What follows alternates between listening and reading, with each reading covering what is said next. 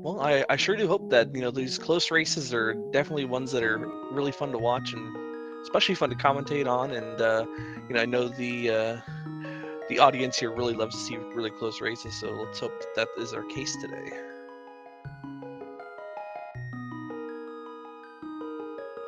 For sure, and it does look like we are off.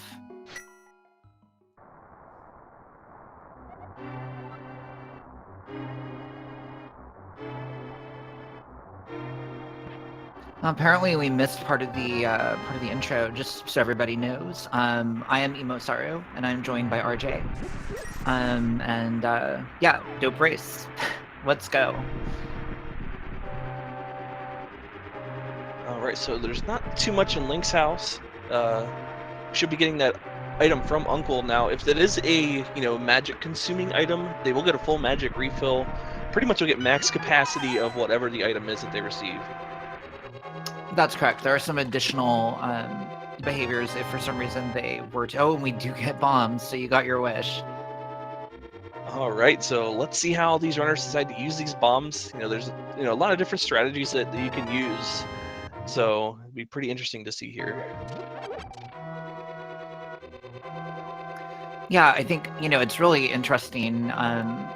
I'm sure that the designers of the game did not intend for this section to ever be beaten with just bombs, but they certainly did us a few favors in terms of how they've set up the rooms with enemies in this segment of the game. So we'll see how the players make use of them. And another thing that's interesting to note, if you do happen to run out of bombs, then you can save and quit, and you get a partial refill on your bombs. That way, you can still continue to make progress through here and not have to log yourself out and restart your game file. Yeah, that was definitely a concern coming into the tournament. It always it sucks to have that happen to you. Oh, Saku missing the second bomb, but it looks like she's got the guy trapped on the second go around. Oh god, the sink going through the sink door there, or sorry, that first key door and escape. Yeah, we're almost frame for frame there. You always love to see sync like this. It makes it really, really, really exciting. Hopefully, we see that multiple times throughout the race. Yeah, and both runners picking up the same pot to kill the same guard too. It's pretty interesting. So Saku has been learning that no major glitches speedrun, and you can definitely see that in her routing in the little maze room in the basement of Escape. There's definitely an optimal way to route that through, so that's good to see that practice paying off. Okay, and those are some slick bomb strats from Saku. I believe that those are strats that Gesellschaft spent some time working on, and she's got some really cool setup videos for it if anybody's interested in learning them. Yeah, that was very nice.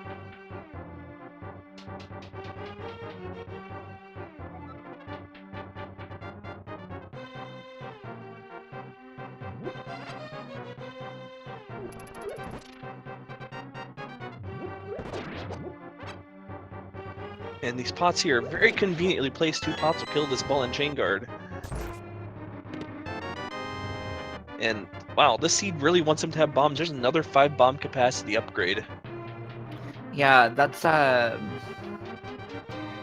good news is that that doesn't actually impact the logic, really. It might seem like an ominous sign, like, oh, we're going to be stuck with nothing but bombs for a while, but fortunately, the way that the logic actually works, that's not really a thing.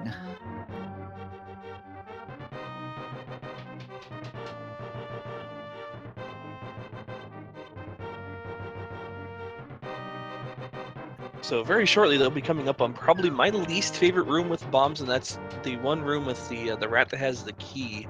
I'll be really interested to see how they both handle this room, because it can be one that's pretty tricky. Yeah, fortunately, they've both got, thanks to the capacity upgrades and some good smart usage of bombs on the way down, they've got enough bombs to deal with pretty much any situation, make a few mistakes. There are times where you just can't get it right the first time, because the most common guess ends up being wrong. Definitely knowing the different RNG patterns that you can get in that room from that rat, a big advantage here. Most of the time, he will be kind of in the bottom left of the room. There are a couple spots where you can throw a bomb that are pretty likely to hit it regardless. If he does go up into the top left corner, though, it's pretty painful. Because he starts moving around and it's hard to react with bombs.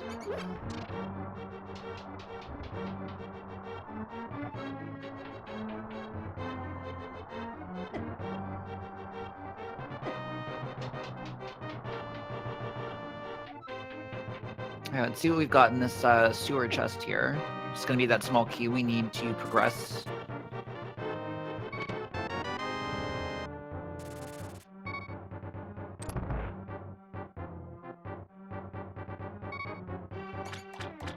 All right, and while we are progressing, Sakura has to be a little bit careful here. Down to 1 heart. You just take a couple more hits here, but should be pretty good. Oh, and there. Unfortunately, once she gets into that 3 chest room through the bombable wall, she'll have access to a few hearts in there. Yeah, and both these runners seeing exactly what you had mentioned. Getting that rat in that upper left corner could be a pain. Yeah, Saku, unfortunately, taking a death there. She actually tagged herself with her own bomb, I believe, which is really, really easy to do in that situation.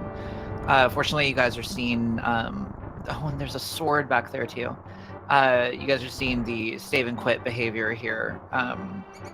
The continue behavior while you're in this dungeon. Once you reach certain checkpoints, you don't have to start all the way back at the beginning.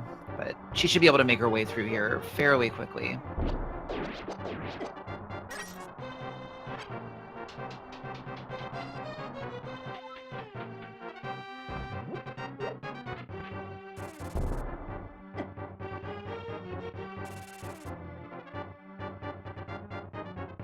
And in our sanctuary chest, we have the power glove as well. So Dr. Kalexo getting the power glove and the sword already. Yeah, this is definitely an interesting start to the seed for sure. Getting a sword really early is pretty common, actually. 2 out of 3 crystals in the light world is also very nice. Saku's got to be careful for sure. There she goes. Now she's got it.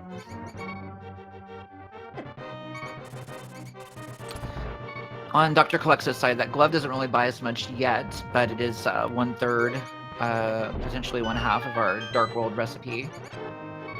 We'll see if he goes and checks the Lumberjack Cave. Looks like he will. See what he might get if he needs to beat Aga later. And looks like there's just some more bombs. So many bombs. Bombs, bombs, bombs.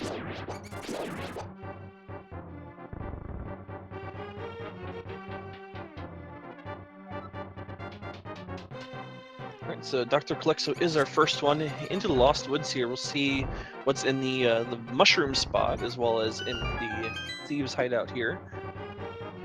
And 300 rupees, it's definitely something you're going to want to pick up early on in the seed so you can get that Zora money, or if you don't have it already, the pod money for when you get over that way.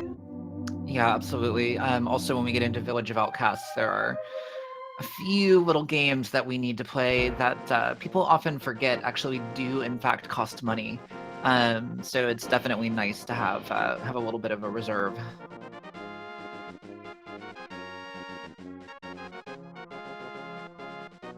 And I'll be interested to see if Saku does check the Lumberjack Cave as well. I know some runners try to leave that for when they have the items necessary to at least collect the item. We'll see what she decides to do here, but unfortunately, Dr. Kalexo does take a death. Yeah, I mean, that's definitely good for Saku, that both of these deaths actually are going to cost them about the same amount of time. So this will even us up a good bit here.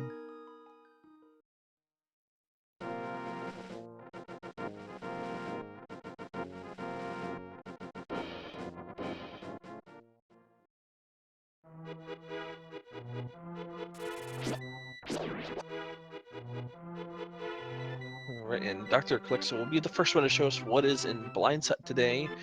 It's typically a location that's either full of love and money or stacked with items. We'll see what the outcome is today.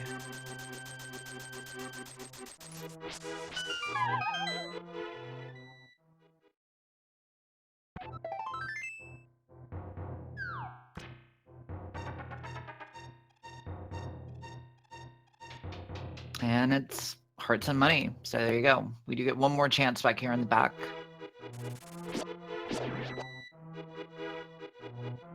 Oh, Oh, and there's the gosh. hammer. All right, we are officially a Moon Pearl away from a lot of Dark World access.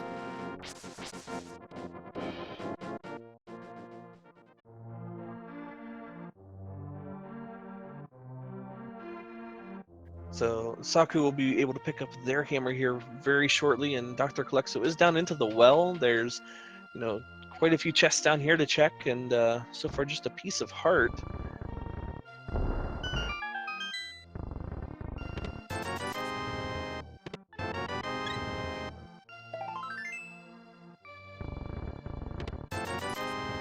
Ooh, and there's the Bombos medallion. That may come in handy later on.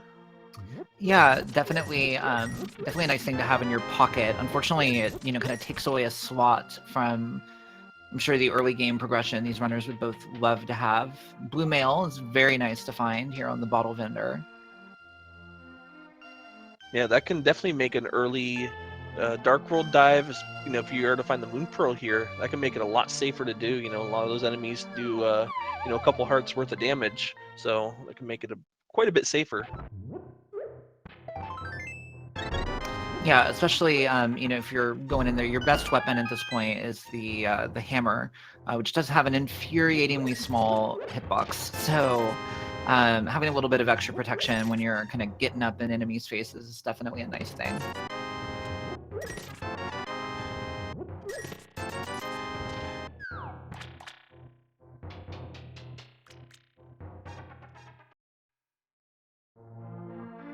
All right, so aside from those 3 items that with the exception being the hammer, not all too great. Kakariko, pretty dry. Okay, that bottle in the library is a little bit interesting. There are 4 of them in the game. It's pretty unlikely we'll be coming back for that, but it's always possible that the game really wants to set up a very obnoxious chain here to Sick Kid. Yeah, and down the maze game, Dr. Calexo finds a 10 bomb capacity upgrade, decides not to go pick that up. No real need to do that, and let's get down to the South Shore area. Yeah, this is a pretty standard route. Go take care of Kakariko, which is huge item density, and then along the South Shore, we've got the dam for 2 items, Mini Moldorm Cave for 5. So it's a pretty lucrative section of the overworld to go hit up very, very early.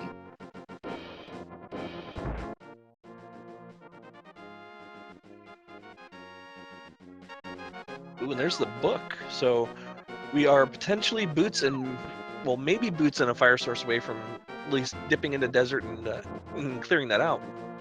Yeah, I think our next moves will definitely be determined by the next few checks here. The real question will be, if we do end up being enticed by desert, do we go check Sahasrala's hut and maybe the front of Eastern before we head over there? Oh gosh, another armor upgrade. Wow, Opting to grab it. Yeah, that's a really early red mail. I mean, no reason not to pick it up at this point. I mean, it's pretty quick to grab and really, really safe. So this is going to make the remainder of this seed, pretty safe, having that full red mail protection. Yeah, I think if that had been too much later, people might generally have just kind of let that be, if they had a bit more health. But with 5 hearts and a fighter sword, and such a quick pickup, definitely not a bad choice. Dr. Calexo choosing to bombos his way through that room, which is a strat that I like at this stage in the game. When you have it, it's a nice option for clearing those big group rooms. Yeah, especially with those mini Moldorms, they can dip, dive, and dodge and weave away from everything you're trying to do. So being able to bombos them and just get them out of the way, it's really nice.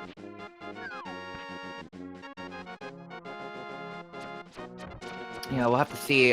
Fortunately, both of our runners are good on money, so I don't think we'll be seeing the Patches of Houlihan room later in this run. But looks like we are going to go check Ice Rod Cave on Dr. Calexo's side. Yeah, and this is I like this check. It's usually a location that if you don't check it early, it's something you may forget about. I know sometimes you'd like to try to save it for when you have, something that can get you around the overworld a bit quicker, like boots or flute. But not a bad idea to get it out of the way and, just get it out of the back of your mind.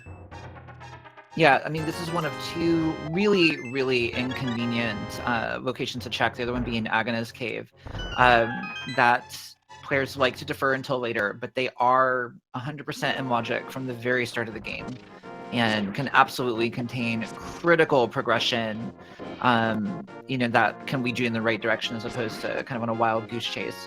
Looks like Dr. Calexo has in fact decided to go take the trip over to Eastern area first.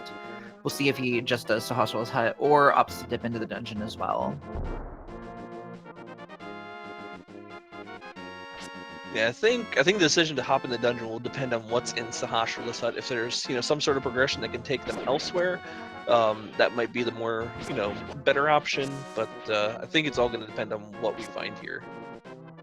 Yeah, I think that the two lines of progression that could be opened up here are really making Desert clearable or making more of Death Mountain accessible. Both of those would potentially lead him away from Eastern Palace. A flute will get him a little bit up on Death Mountain. That is an interesting piece of progression to see here. Definitely makes the choice non-trivial. And he's going to go back and activate it. Yeah, not a bad idea. We'll see if he decides to go and head up to Death Mountain. I mean, at this point, there's not very much that we can do on Death Mountain. There's maybe, one or two locations, if you sequence break to save the old man from the cave. But, getting that save and quit point can be, a pretty good option considering, it's a really quick health refill when you first start into the game and you can flute away pretty quickly. Yeah, it's actually the quickest save and quit point to restore to with a full health refill in the game. It's much, much, much quicker than Sanctuary. I like this play to go activate the flute first. Eastern Palace is a quick flute away. With the glove, he can get into the palace very, very quickly from 5. But it also gives him a lot of mobility options right off the bat.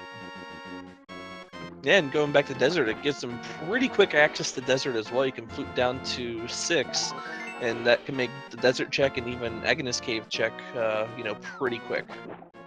Yeah, meanwhile, Saku opting to go do the fake flipper routine here. Checking the Lake Hylia Island, going and doing the hobo. Unfortunately, neither of those locations really giving her useful information or items so far. She will probably go check what's on the Zora ledge and talk to Zora himself, which could be very lucrative. Zora himself is actually in logic right now because of the glove. She's just getting there a bit more conveniently.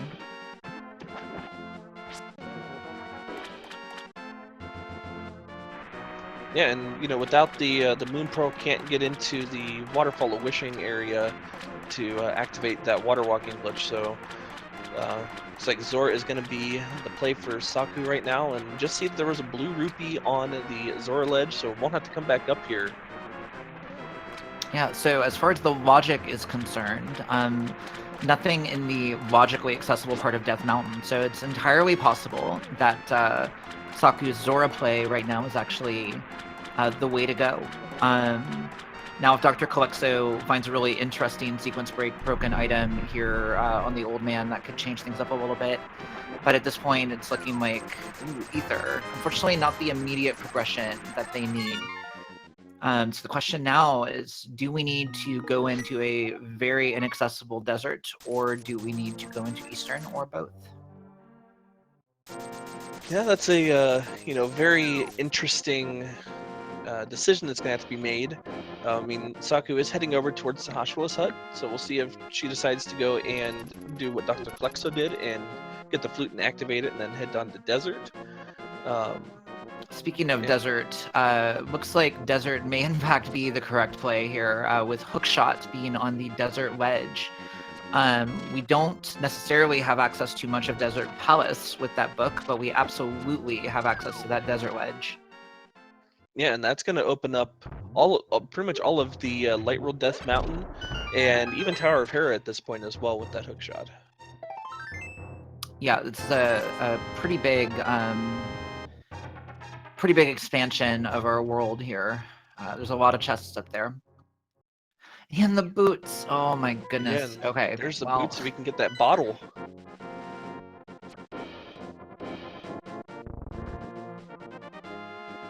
Oh, and the boots absolutely required to clear the dungeon. We knew that once that middle chest wasn't a key, but wow, what a neat desert. If we find a lamp in here, that's gonna be really, really funny. Yeah. Alright, so Saku is going to head into Eastern Palace now. Yeah, ordinarily as a play, I like this. We know in this case that, you know, desert is definitely the place to be right now, but this front part of Eastern Palace is quite fast to get through, generally speaking, and will often contain some interesting progression. Yeah, it's a pretty quick 3-item check in a dungeon for Eastern Palace.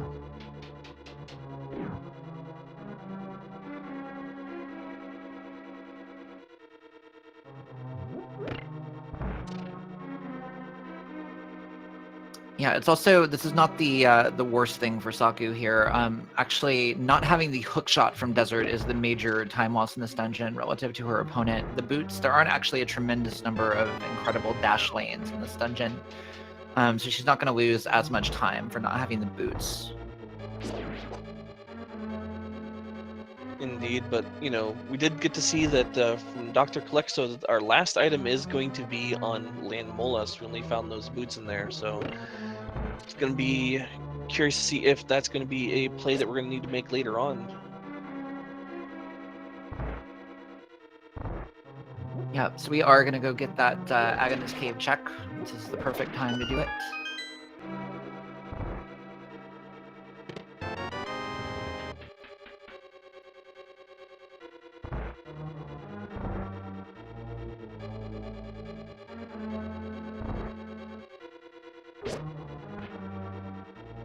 Alright, and just 20 rupees for Dr. Calexo, so I'd imagine Dr. Calexo heading up to Death Mountain at this point. Yeah, I think that's the clear play here. Interesting that he chose to save and quit to Link's house.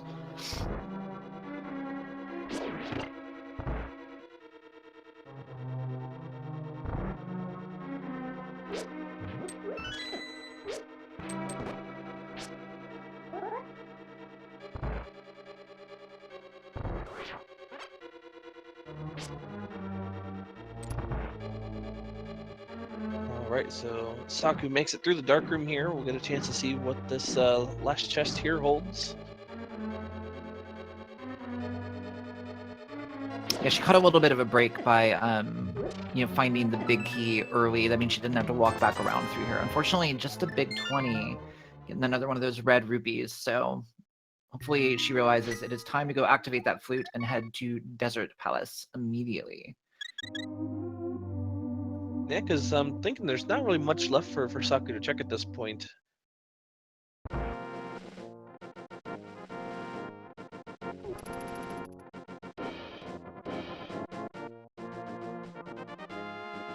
But we do have Dr. Calexo in our Paradox Cave, and first two chests didn't hold anything.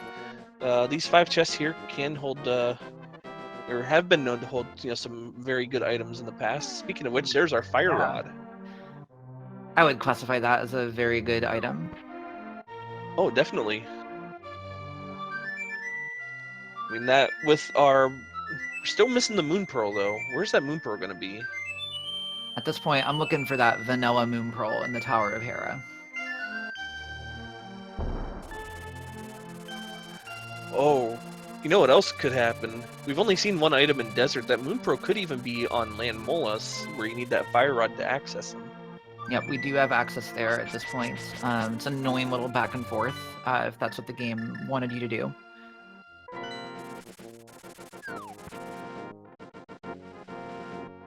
Alright, so I'm sure Saku is happy to see that hook shot there on the desert ledge, knowing that the trip over here isn't going to be a complete waste.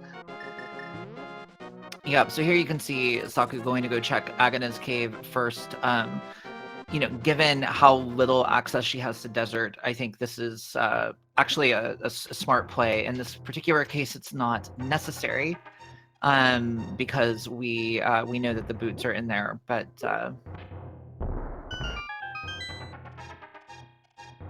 And yet another bomb capacity storage on the Ether tablet today. Seen a lot of those so far. yeah, this seed loves to give out bombs.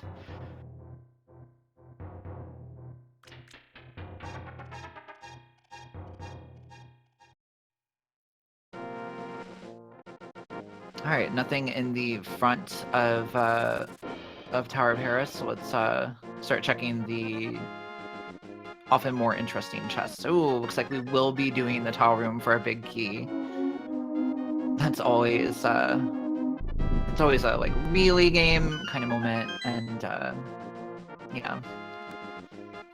Yeah, I like it when I know they made a change back in, I believe it was version 28, where the small key could actually be down here. I love it when the seed does that. Yeah, that's actually one of my favorite changes in the recent versions, where keys can lock themselves, so long as that's the only thing that they lock. And my favorite dungeon since then is actually Thieves Town. It makes Thieves Town occasionally really, really convenient. Saku picking up her boots, definitely happy about that.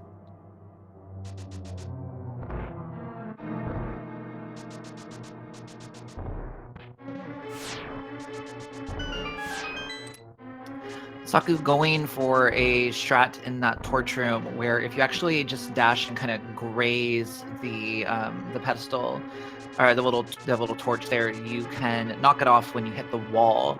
Didn't quite nudge it, and so it unfortunately didn't work. Should we go back and re-trigger it? It is a neat little trick though. Yep, and Dr. Klexo, I believe, needs to go and hit that crystal switch one more time.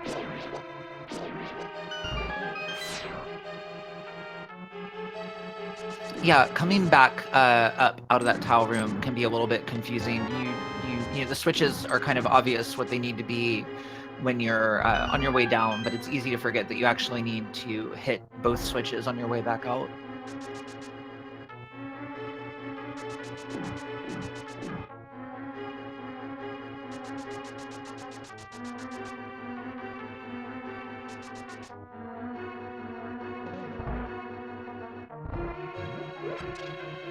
Right, and I believe our stun price back today is going to be a just a heart, if I saw that correctly from Dr. Klexo here. And not quite as good as the the god tier fairy drop, but having hearts as your stun prize is definitely a nice stun prize to have. Yeah, you pretty much have hearts at your fingertips at just about all times, unless there's an enemy that, of course, the hook shot, or, well, if you have the boomerang, I guess it really wouldn't matter too much, but pretty much have easy access to hearts throughout the seed. Yeah, so it looks like, I believe, if I've been counting correctly, Moldorm will have our last item. We just had a 10 arrow pack in the top 4 chests. All right, and Saku's going to show something new here that Dr. Kalexo did, and she's going to go ahead and sequence break the old man here on the mountain and get the item that he is holding.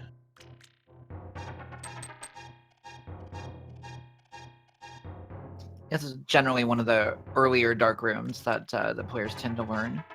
Can be a lucrative one for sure.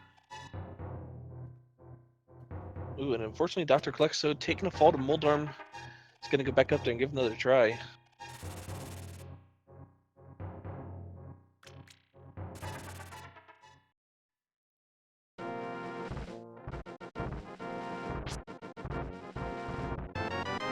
So Dr. Kalexo going for some hammer hits here on Moldorm, which is a good strategy given that he has it. It's only 3 hits with the hammer.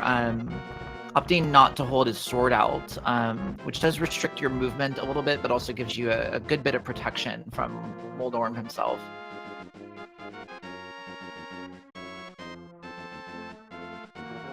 Yeah, this is also showcasing that infuriatingly small hitbox you had mentioned earlier with that hammer. Yeah, it's not the most pleasant experience. Oh, and just 3 bombs. All right.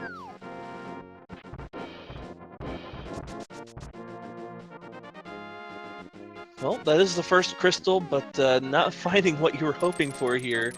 So, is that Moonpro gonna be on Land Molus this time, or are we gonna find something like? Gosh, I can't even think. Well, we should actually have Bonk Rocks available to us too. We do have Bonk Rocks, and definitely that Land Molus item is starting to look kind of tempting.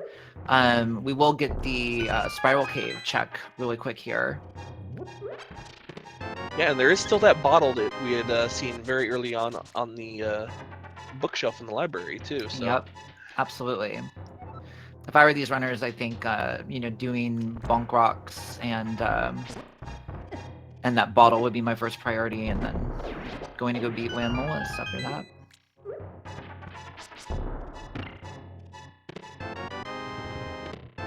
And just an air capacity upgrade here in Spiral Cave, so Death Mountain not paying off too much. We got our Fire Rod here, but aside from that, not much. Yeah, with that Fire Rod being there, you definitely got to be thinking that Land Molus is probably part of your plan here. But definitely, I think doing these quick checks here in the overworld is a good thing to do. V29 has been a good bit more balanced, in my opinion, between overworld and dungeons. So definitely getting some of these things out of the way now is a great decision.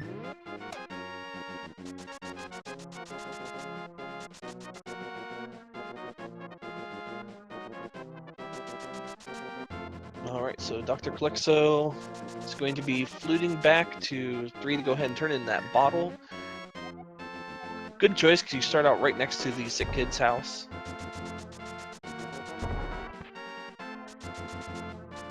And his 20 rupees, so only a couple locations left. You have, Bonk Rocks, and, we have the Land Molus.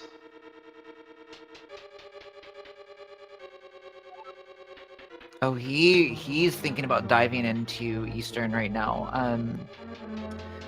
This is really good for Saku, actually. This will give her definitely a bit of time to make up here. Yeah, and it's still not a bad check. Like we said earlier, there's 3 items in here, all of which are pretty much immediately made available to you. So it's not a bad check. Higher item density over these couple of one-off locations. Yeah, I think the flip side is, you are almost certainly not going to be completing Eastern Palace here. One thing that you'll see a lot of the higher tier runners focusing on is how do I avoid potential double and triple dips? It could be a gamble, but when you can avoid double and triple dips, it can save you a lot of time in the long run. So he knows, or should, that more likely than not, he has just created a mandatory double dip into Eastern for himself. It's not the worst double dip, but it is a double dip.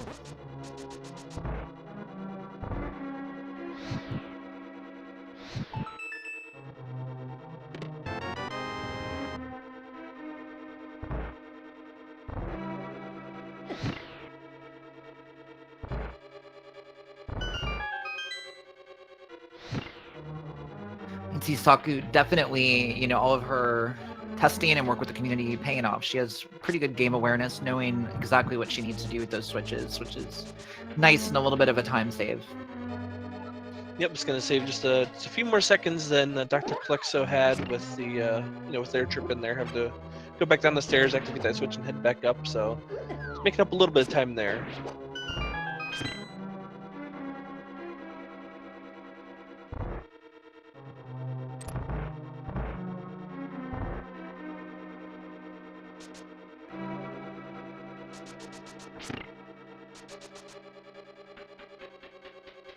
And then, like you mentioned before, there's not too many places where you can fully utilize these boots here in Eastern, but, where you can, that's going to be a little bit of time that Dr. Calyxo can save over Saku's trip here as well. Most definitely.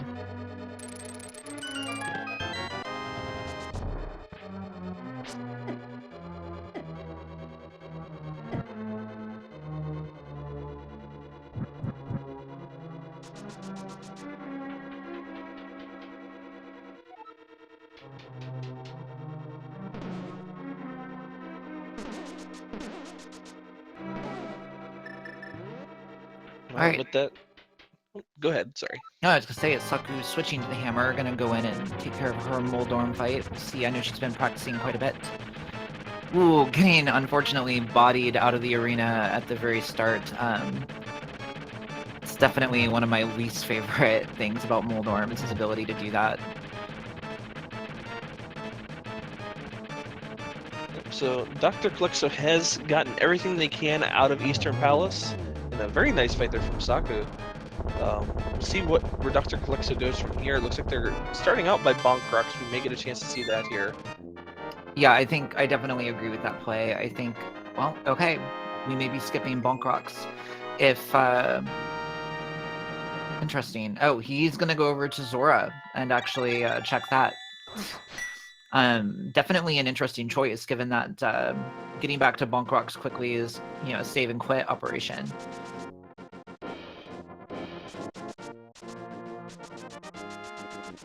Alright, and then I'll be curious to see what Saku decides to do after this. You know, having already, you know, kind of done what Dr. Calyxo has. You know, will she go to those Bonk Rocks, or, you know, check that immediately, or maybe get an immediate play on the desert, you know, maybe take that gamble? Never know. Yeah, I think at this point, you know, we've basically got a 50-50 choice between two locations. Saku's going to be actually hitting that 50-50 a little bit before her opponent. So we'll see. If she chooses correctly, this could put her nicely into the lead.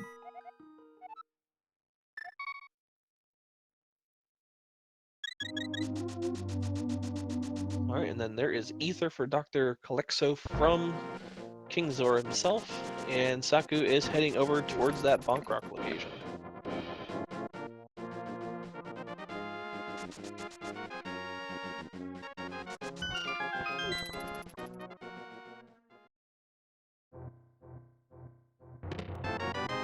Oh, and it's Silver Arrows here, so it's, at this point, I think it pretty much is going to be on Land Molus, if I'm not mistaken. Yeah, I don't think we've got anywhere else accessible to us by Sequence Breaker or otherwise, so... Oh, Saku hasn't done the bottle yet, so she's going to do that really quick before going into Desert. I think that's smart. Especially with Desert being a pendant. Yeah, indeed. So this seed has pretty much played a pretty cruel joke on these runners, making you go into Desert to grab that hook shot to make you go to Death Mountain to get the Fire Rod, to then come back to Desert to kill Land Mollusk for what's likely going to be the Moon Pearl. Yeah, I think at this point, the good news is that we're not going to get shoved into Aga here. I think the most interesting item that we could get here is actually the Titan's Mitts, with then the Moon Pearl with the mirror living in Checkerboard Cave in the Mire area. If our runners know the mirror Super Bunny glitch, they could actually check the Mire Shed as well, which could be very lucrative. Another interesting item that we could see here are the flippers, because there's still the Waterfall of Wishing that hasn't been checked, because we don't have that Moon Pearl to, you know, kind of, you know, fake flipper and watermark our way into there. So that could be another interesting item here as well. Some of chat speculating about Aga. Unfortunately, without having the lamp, there's no way that Land Molus can give us Aga access. So we would have to have a little bit more of a chain to end up in Aga.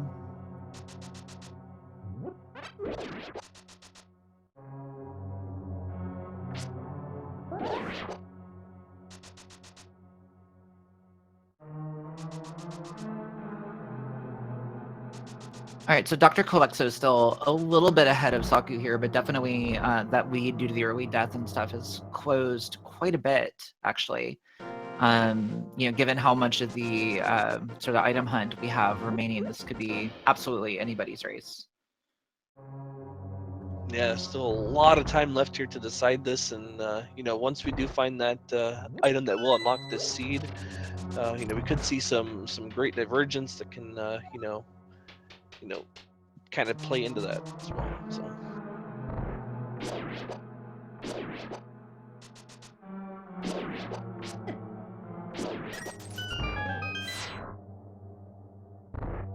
And Dr. Calyxo using that Fire Rod is the first one here into the Land Molus fight. Unfortunately, missing a shot there.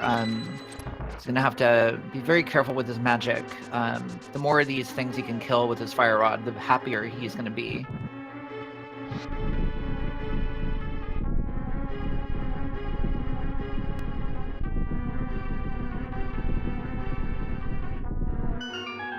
All right, and there we have it. Dr. Calexo taking down Leon Mullis, and there is the Moon Pearl.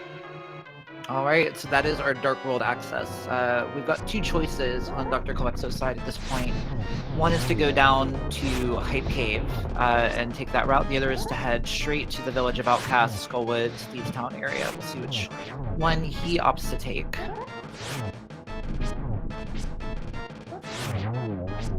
Yeah, you know, I personally like the Hype Cave route myself. You know, going there first before heading on into the Village of Outcasts area. Yeah, I agree 100%. There's some really good, powerful items that you can potentially get out of there, as well as maybe even additional hearts to kind of make your trek through those Dark World dungeons a bit more safe. I think with boots, it's also a really, really nice sort of expected opportunity to head up to Catfish and get that location out of the way if you choose to ever check it. But it looks like we will be going straight to Village of Outcasts. And Saku gonna go ahead and do the Hype Cave here first, so finally get to see a little bit more divergence here.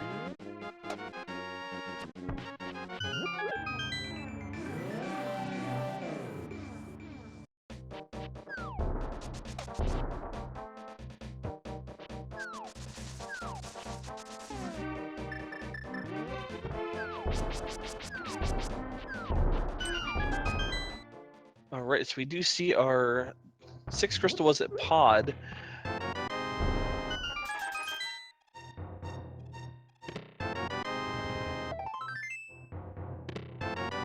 And we have Pendant Swamp, Green Pendant Pendant Ice Palace, Green Pendant in Turtle Rock, and I believe Swamp was our other red crystal.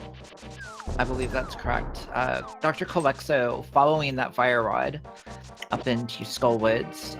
Personally, I like checking the front of Skullwoods regardless. It seems to pay out disproportionately to its item count, at least for me. I'm in a little bit of trouble in this fire bar room here, but gets through it.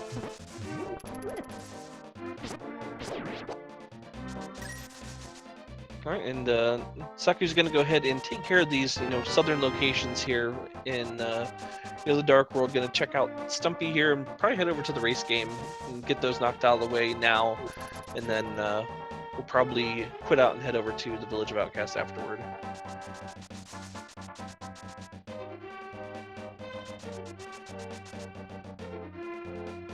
Yeah, this digging game here, for me, it almost never pays out, but when it does, it's very satisfying, unless it made you do like 30 digs in order to get the item. Then you're just kind of angry. Well, we're 20 digs on the way there now. And not paying out.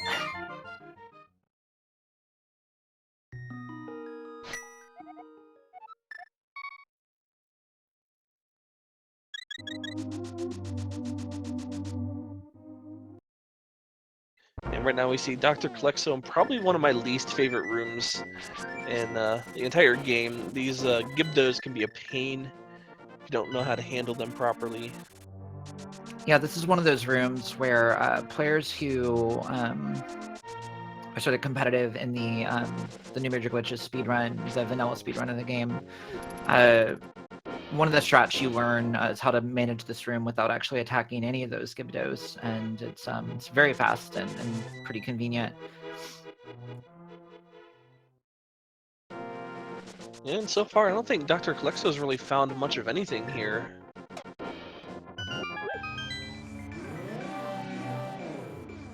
Yeah, so it looks like the back of Skullwoods will end up having some items. The question is, what are we gonna find? Or at least one item, I think. I think we have one item remaining in here. Yeah, and Saku is actually going to go ahead and, instead of doing Skullwoods, going to head down towards the Village of Outcasts and likely into Thieves Town now. certainly from an item density standpoint, it is a solid play. And without the mirror, your walk back from Skullwoods is going to be a little bit inefficient because you're actually going to have to walk through the dungeon itself.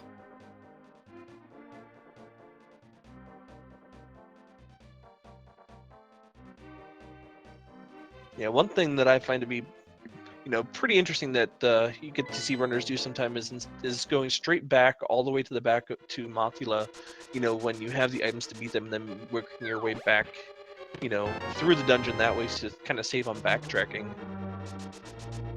Yeah, that could be a nice option for sure. I think, with Spider Sword, Hammer, and Fire Rod, we do have Red Mail. Depending on how confident you are with that fight, that could be more or less attractive. But it does look like Dr. Klexo is going to go for the fight right now. Looks like he wants some extra hearts, but decided not to mess with those little jellies there.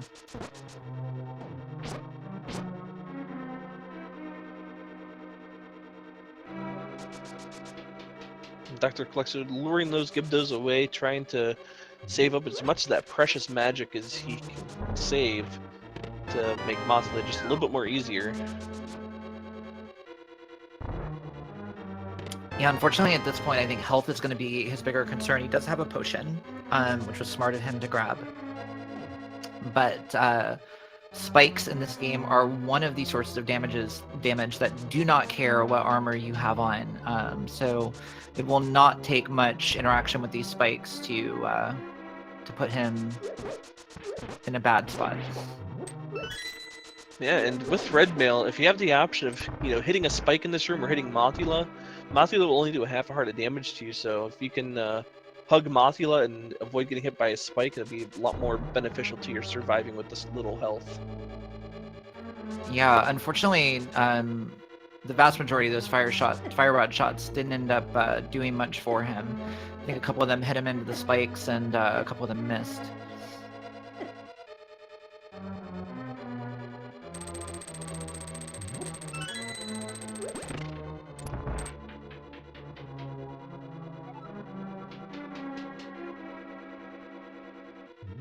Getting some good damage into Mothula now. Unfortunately, Mothula decides, as soon as that happens, to go start hugging the top side of the room again. Yeah, doing Spider Sword damage on Moth definitely is not going to be fun. Might want to consider integrating some spins or the hammer here. But he gets him down. Well done. And 50 rupees for their trouble.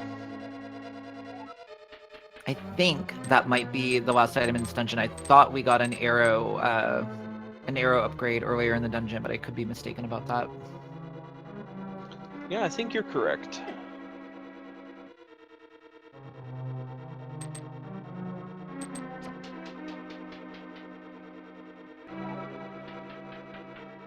Yeah, meanwhile, I don't think Saku's found much of anything in Thieves Town yet. Yeah, neither of these dungeons having the goods so far. We do have a few chests and item locations left to check here in Thieves Town, so we'll see what we get.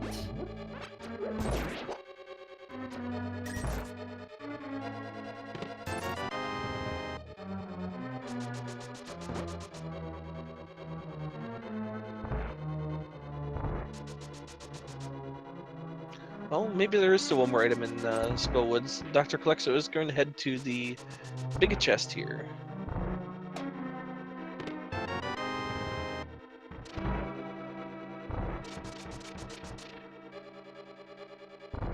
Nope. So it was just the two items. There was two items were already found. So not too much here remaining for Dr. Klexo. So they'll have to head down to the Village of Outcasts and work their way through Thieves Town to see if we can find some more progression there for them. Yeah, Skullwoods is an interesting dungeon. It's really easy to lose track of the count there. There's so many different rooms that you end up in. It's really, really easy to get distracted. Alright, Saku going into her scripted blind fight here, getting a good phase 1 with the Spider Sword. And an excellent phase 2.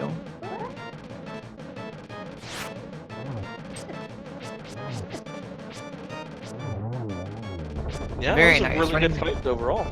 yeah, running into a little bit of trouble on phase 3 there, but honestly, getting through phase 1 and 2 cleanly is a huge time save on that fight.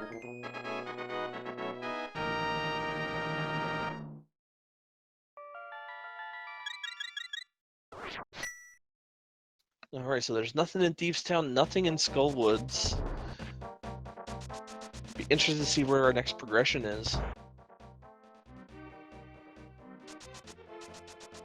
Yeah, we do still have the catfish available to us. I don't think Saku went and checked the pyramid wedge. And we do have potentially some amount of pod that we can check. I know that she does know the pod potion glitch, and we do have a bottle, so... Yeah, we could get to see it. We could get a chance to see that demonstrated if we don't find the bow before then, of course.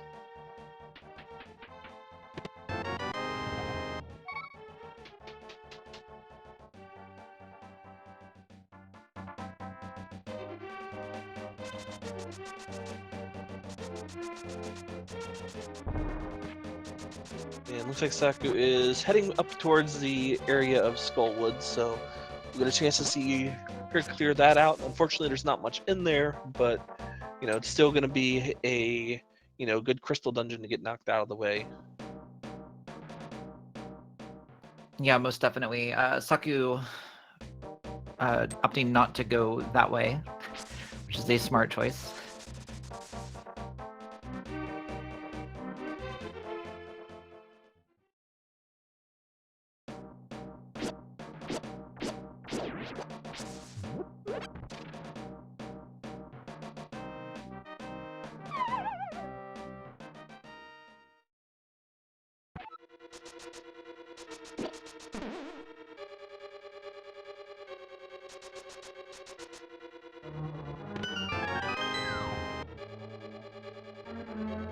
Saku making that very first room there look really easy with that fire bar. That's one that can really trip up newer runners. That fire bar and those beetles surrounding it can be quite a pain to deal with if you don't know how to deal with them. Yeah, most definitely. Skullwoods is an opportunity for Saku to make up a bit of time here. If she properly counts the dungeon items, and if she, can have maybe a slightly better Mothula fight, this could be a pretty good time save for her.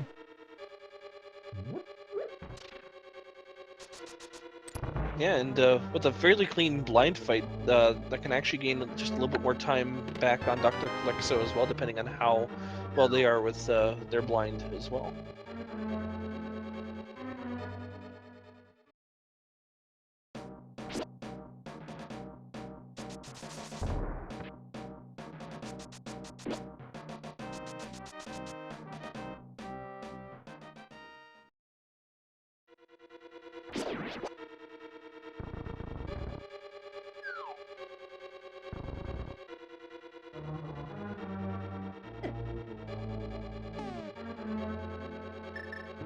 Unfortunately, Saku, opting to bombos here in the Gibdo room. It's not actually a bad play. She was kind of looking like she was trying to figure out how she wanted to handle it for a second there, but decided to just bombos, and I think that's smart. Yeah, we've actually got both medallions that can clear out these rooms pretty easily. Both Bombos and Ether will, kill pretty much one-shot everything in these rooms.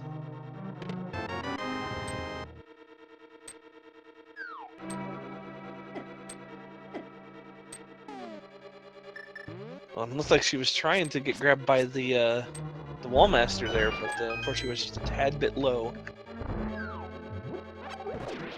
Interestingly, both of them actually opting to go get the full magic refill behind the little bombable wall there. It's kind of funny. It's not necessarily a room that you see all the time, and so for both of them to do it, that's actually pretty neat. Yeah, and looks like Saku's going to skip out on going to Mothula now. He's going to go and check that big chest before heading over there. Yeah, I think that's an interesting choice. This big chest is definitely a little bit time-consuming to go grab.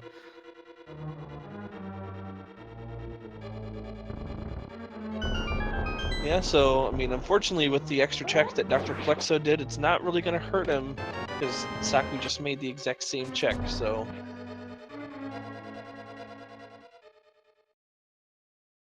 But we do get a chance to see here Dr. Klexo is on their blind fight. It's doing pretty well so far. Unfortunately, didn't get the scripted fight, but is handling it very well. Yeah, seeing some good dodges. You know, this fight done the intended way can definitely be a challenge. It's a lot of stuff going on the screen at once, for sure. Yeah, it's probably one of the more challenging boss fights in the game. You know, if you don't stick to that script, there's so many things to dodge.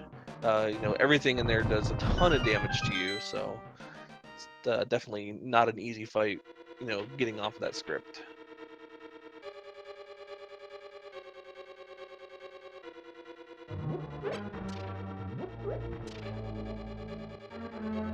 All right, so Saku opting to go check this basement chest first,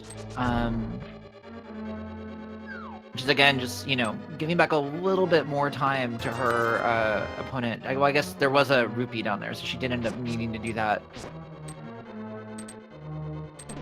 For some reason, I thought Mothula had actually given us the item.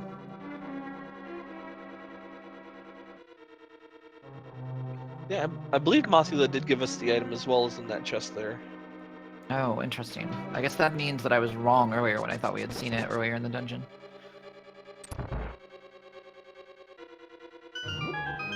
Alright, but looks like Dr. Klexo is on to the digging game, just finished that up, so we'll be making their way to Hype Cave as well as Stumpy here to kind of finish up the checks that Saku had made.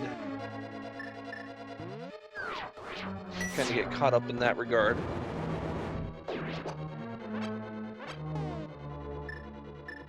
Yeah, so Saku opting to ether all of those troublesome Gibdos in the Gibdo Hellway there.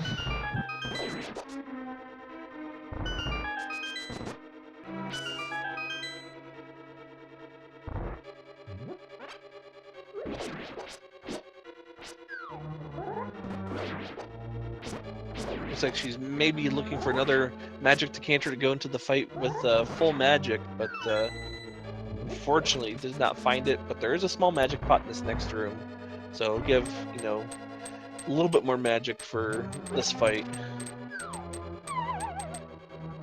Yeah, definitely with these items, having a healthy magic reserve is a pretty nice benefit. Alright, so Saku getting a lot of mileage out of that fire rod, for sure. Yeah, it switches over to the hammer, so this is a nice, interesting strategy here. The hammer does tempered sword damage, and just like that, Mothula is down. Yeah, very, very nicely done, in my opinion. And now we do see Dr. Klexo heading over to the pyramid. I'll be interested to see if they decide to go up to Catfish, because at this point there's really no other, best time, if you want to say that, to go and check it. It's pretty much the last out-of-the-way location that there is for these runners. Oh, it's Shovel on the Pyramid Wedge. Yeah, you could definitely, wish that you had the mirror to go up there, so that you could take care of some other stuff at the same time. But given that we have the flute, it's not actually very punishing to go fake flipper back up to the Zora area. But it looks like we will be going to Pod. Yeah, and we will see here if we are locked out of Pod immediately. If there isn't a small key there without the bow, there's nothing there, then we're locked out and have to go elsewhere. Unless, of course, you can do the the potion glitch that we had alluded to earlier. Yeah, that potion glitch is pretty straightforward. I don't believe that he has a potion in his bottle right now, so I'm pretty sure we won't be seeing that.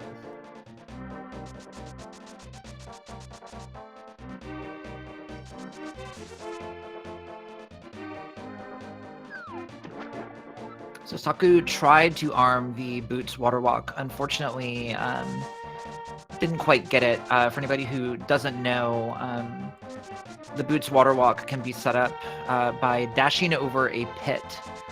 There is a way to check whether you got it. Looks like she's actually going to go back and try again, which is a little bit unfortunate.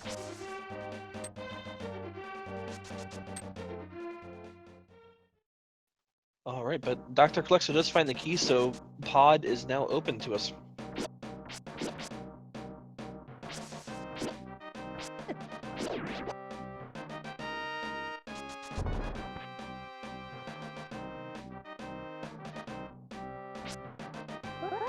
So one thing that's interesting to note, if you haven't done the Boots Water Walk before, there's actually a test to see if you properly armed it, which you can do on any overworld ladder, basically, including the one that's up above Saku here.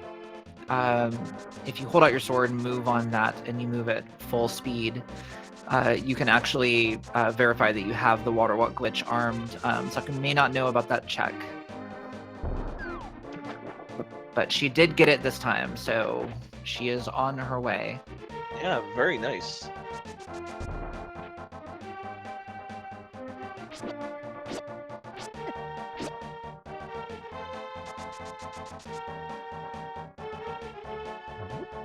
And so far in Palace of Darkness, still not much happening here for Dr. Calixo.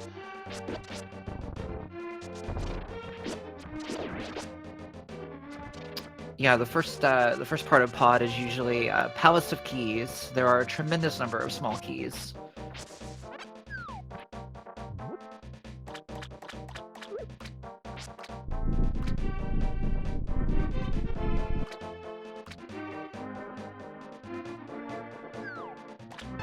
Oh, that item is huge.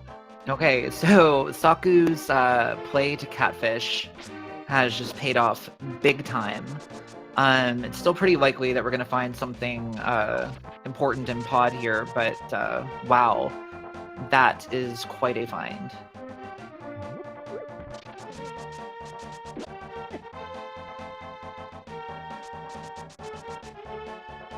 All right, so we did see the powder here in the dark room here, as well as another small key. Yep, so that powder is our first potential progression here in pod. Could absolutely lead to something very interesting.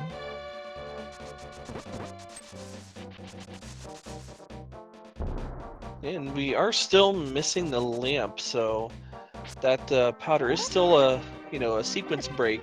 So we know it can't lead to the lamp, if there is an item there, or that you can get from the powder bat, magic bat, if you will. Yeah, chat talking about Mire as well. Mire and the Mire area in general is a very interesting choice at this point.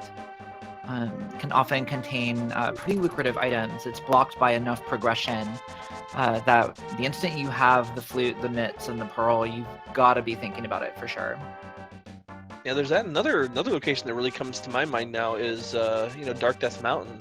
There's the Super Bunny Cave as well as the Hookshot Cave. That's really good item density there as well, that Saku now has access to. Yeah, you'll definitely it's an interesting time to go with Turtle Rock being the green pendant. Definitely, if you can avoid making too many climbs up that mountain, that's a good thing. But it is a very high item density location for sure.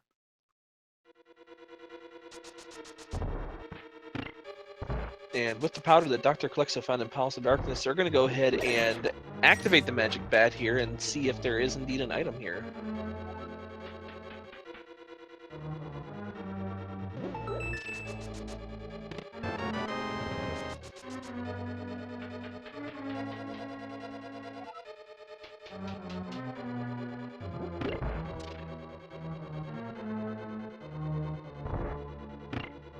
And the single best green rupee in the game.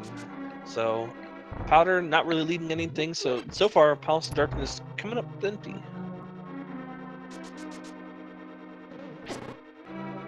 I believe we still have the Dark Maze to check as well. I know Saku is comfortable with doing that. So we could find some more items in there. Yeah, and I believe she does. I forget. I think our bottle was empty that we got earlier, and I don't think she went and filled it with anything. So I don't think we'll be seeing the potion glitch from her.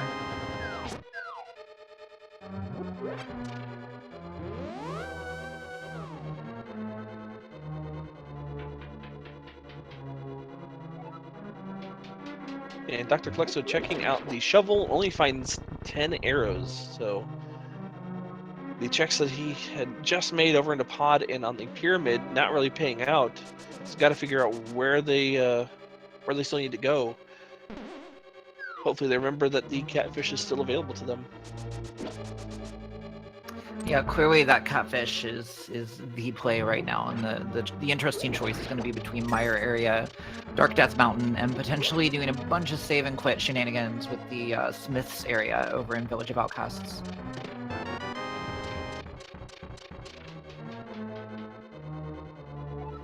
For anybody who doesn't know about the potion glitch, there's a glitch that was discovered relatively recently, actually, and it has been classified as a minor glitch in Palace of Darkness that allows you to access the 2 ordinarily bow-locked chests without the bow by actually sort of dislocating and improperly scrolling the camera. It allows you to get around the enemy kill requirement in the Mimics room. Yeah, pretty much you just have to manipulate the mimics to move them off screen, and the door will open and allow you to get through there.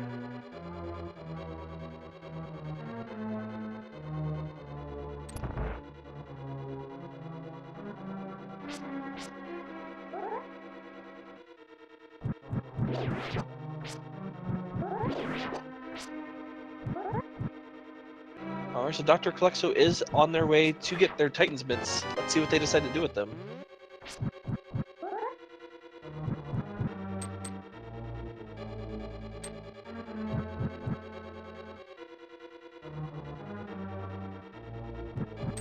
All right, so we've got a 1 in 3 choice here.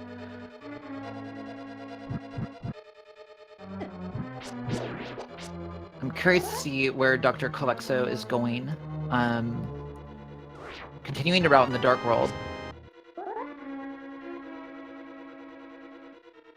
Yeah, very interesting here. But we did see Saku finding the red boomerang. Yeah, unfortunately, the bad boomerang, the Wagarang. Oh, and the flippers. So the flippers are sequence broken, but that is definitely a nice option to have. With the flute, she may opt to go ahead and check that Waterfall Fairy Cave.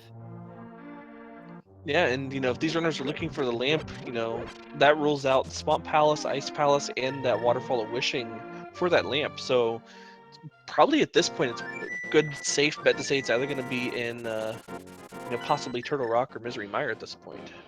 Yeah, I mean, at this point, the only real sort of gatekeeper dark room is going to be the Mire basement, and I'm not sure how comfortable either of our runners are with that dark room.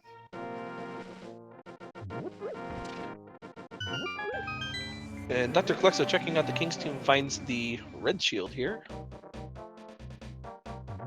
Decent shield, but not what you want to find.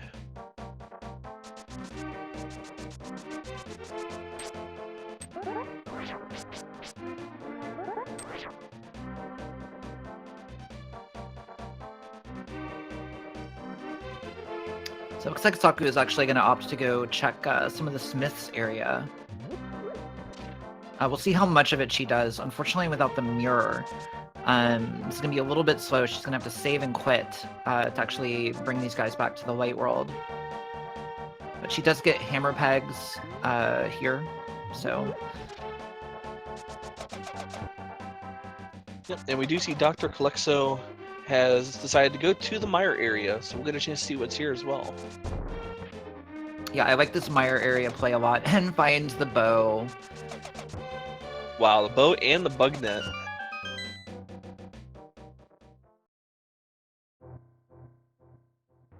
And it looked like they had checked Mire, but I had missed what was the medallion for Mire. Maybe yeah, unfortunately I did not catch it.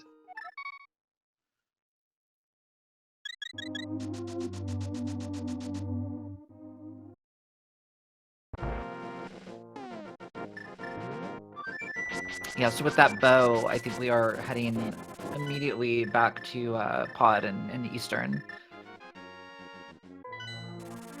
Interestingly, we're gonna go do Eastern first because we don't have the mirror. We can't do the sort of optimal route. If Saku finds the mirror here at Smith's, that could be very interesting.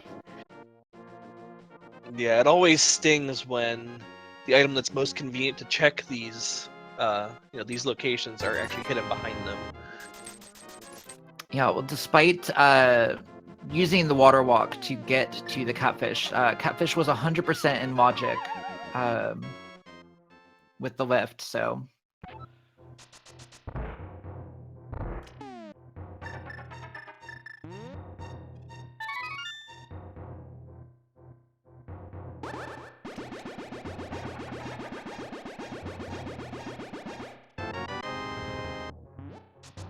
And Saku picking up her green rupee from the magic bat. Yeah, we'll see where she goes next. Hopefully, it's immediately to that mire area. We do still have the Dark Death Mountain play as well, though.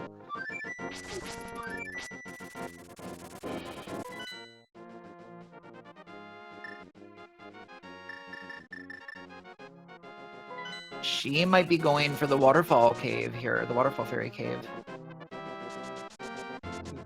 Yeah, it looks like that's where she's gonna be heading. Yeah, get those two out of the way. There's, once again, those are, with that catfish check and already been up to Zora, there's really no other time to come up here, so may as well get them knocked out of the way now.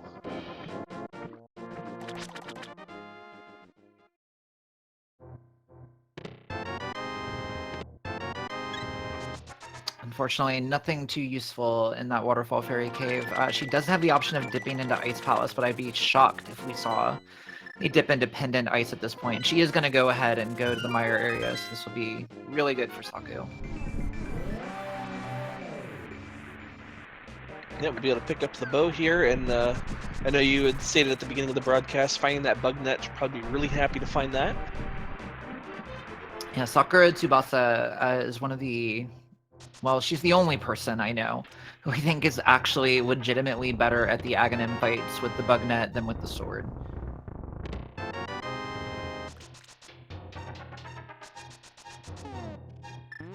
Alright, well, we do see Dr. Calexo picking up their crystal from Eastern Palace.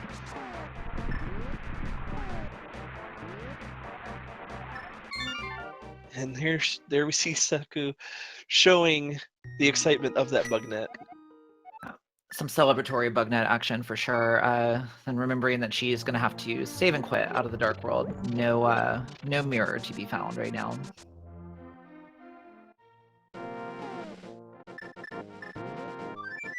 Yep, and Dr. Calexo is heading up to Death Mountain now. Going to be able to see what is in our Hookshot Cave as well as our Mimic Cave. Saku almost heading into Pod. Likely see her clean up this and Pod. I'm pretty sure she's mostly familiar with the dark rooms. I think the one that's the more difficult one with the turtles, you can use the fire rod to illuminate with one of the torches there. So shouldn't be too bad moving forward here. Yeah, actually, the most dangerous dark rooms, both Eastern and Pod, both have torches that can be lit. Give yourself a little bit of light.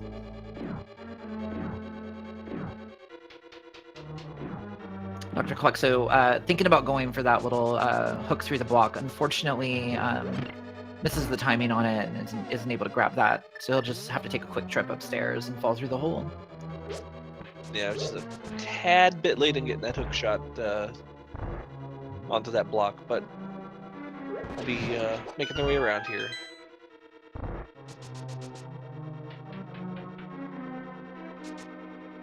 Oh, and there's our Master Sword and a 5 arrow capacity upgrade inside a Paradox or Super Bunny Cave.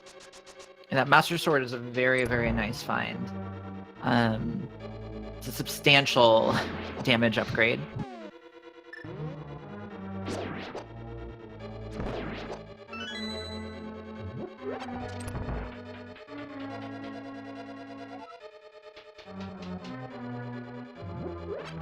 And there's our third medallion. There's Quake inside of the Hookshot Cave, so we aren't going to have to worry about what the requirement is for Turtle Rock or Misery Mire anymore. Got all And of there's them. our lamp. So we do have light. Let there be light.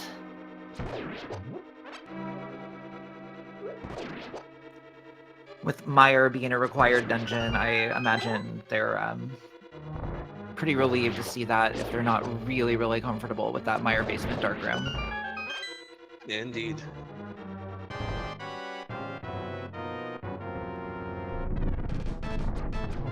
And with the blue potion, looks like Dr. Calexo may be heading over to clear out Spite Cave now.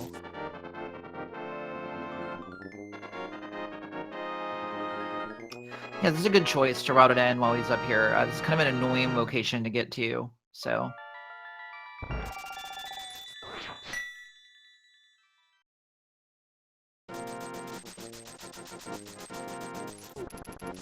Be cutting it just a little bit closer on the hearts. Yeah, opting not to use the hook shot. A lot of runners you'll see using the hook shot in the first portion of that room, just in order to give themselves a little bit of extra distance with no damage.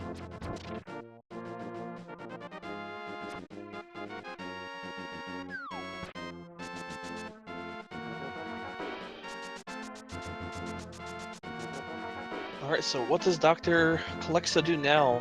Maybe head over to Pod, since you know you can finish that up now, or... Oh, Dr. Calexo's gonna go save the old man. That's right, he did not do that in the dark earlier.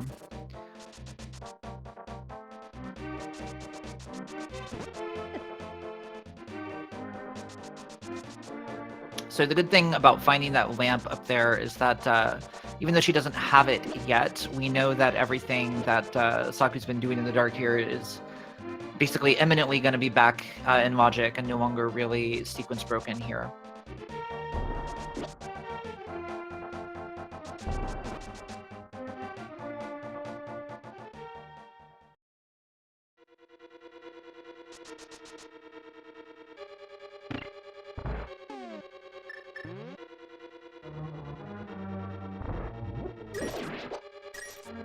Alright, so where does Dr. Calexo go? Looks like they're gonna go and fill back up on their potions. They got plenty of rupees, so stocking up on potions is not a bad idea. You know, it's one thing I really like to see, you know, runners do, you know, when you know your limitations, you know, being prepared for, you know, future dungeons is definitely, you know, can save you a lot of time. You know, if it means going and stocking up on potions to prevent a death. So, it's really, yeah, dying can really be nice very to see. expensive, so...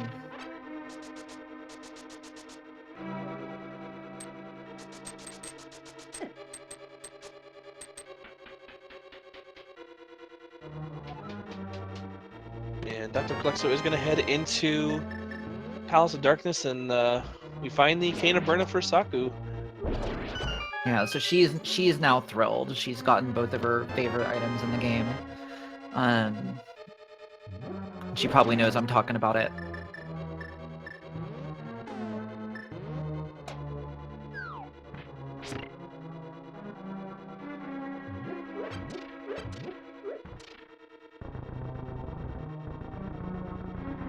And Dr. Calexo, hot on her heels, is going to be picking up their blue cane here as well. But we'll still have to go to the back portion of Pod because they did not do any of the dark maze to get the flippers earlier.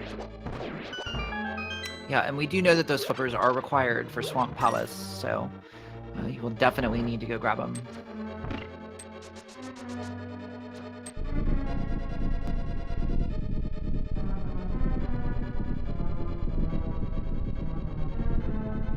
So once you're done here for Saku, where would you go next? Would you go into Swamp Palace, knowing that it's, you know, the other one of your 5-6 crystals is a dungeon that you know you can complete and hope to find maybe your red cane there? Unless we get the mirror, we are not going into Swamp Palace. So, Oh, that's right. at this point, I think, you know, if I'm Saku, I'm going up Dark Death Mountain, and then I think Misery Mire is going to have to be the play, or we're going to have to do the very, very sad thing and dip into ice. That's right. Not used to runners not having the mirror already, so kind kind of tripped me up there. It's definitely a little bit weird, you know, when you end up with a super late mirror. We do know we will find it because of Swamp Palace, so it won't be one of those even rarer mirrorless seeds. But yeah, definitely late mirror seeds get a little bit confusing.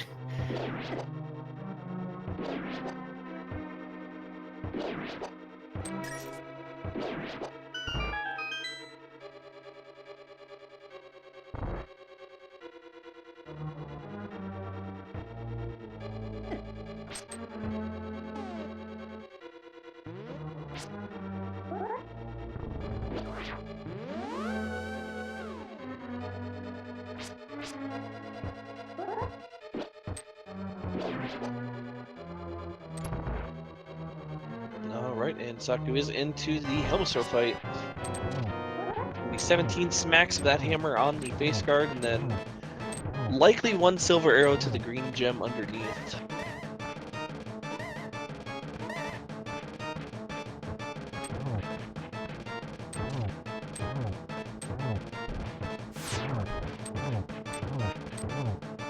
And that was Dr. Plexo picking up the flippers as well.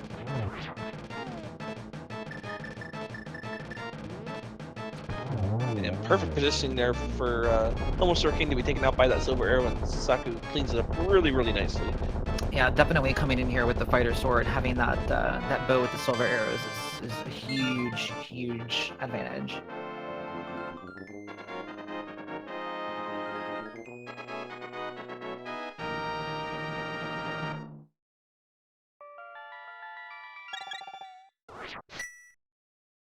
Alright, so it looks like it's likely going to be that play up to Death Mountain now for Saku.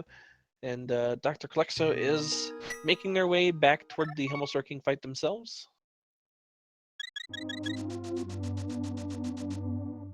All right, so Saku's saving and quitting to Sanctuary. Let's see where she's intending to go here.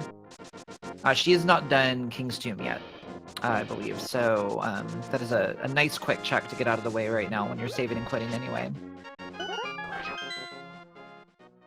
Showing off a neat little glitch. You don't actually have to bonk on that. If you just hold your sword out, press up against it, and tap the dash button, it will actually trigger that tombstone. It's bizarre, but a neat little time save. Yeah, not too sure how it works. I believe it's you know, as long as you have your sword out and are in the dashing animation, it thinks you're bonking on it, so it moves. But I could be wrong. All right, so Saku gonna be stocking up on a potion. Let's see where she's planning on taking it.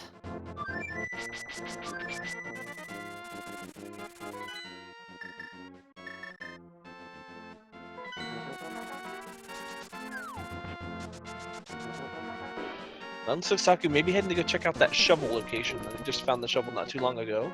Yeah, I think she wants to get all those fetch quests out of her mind right now.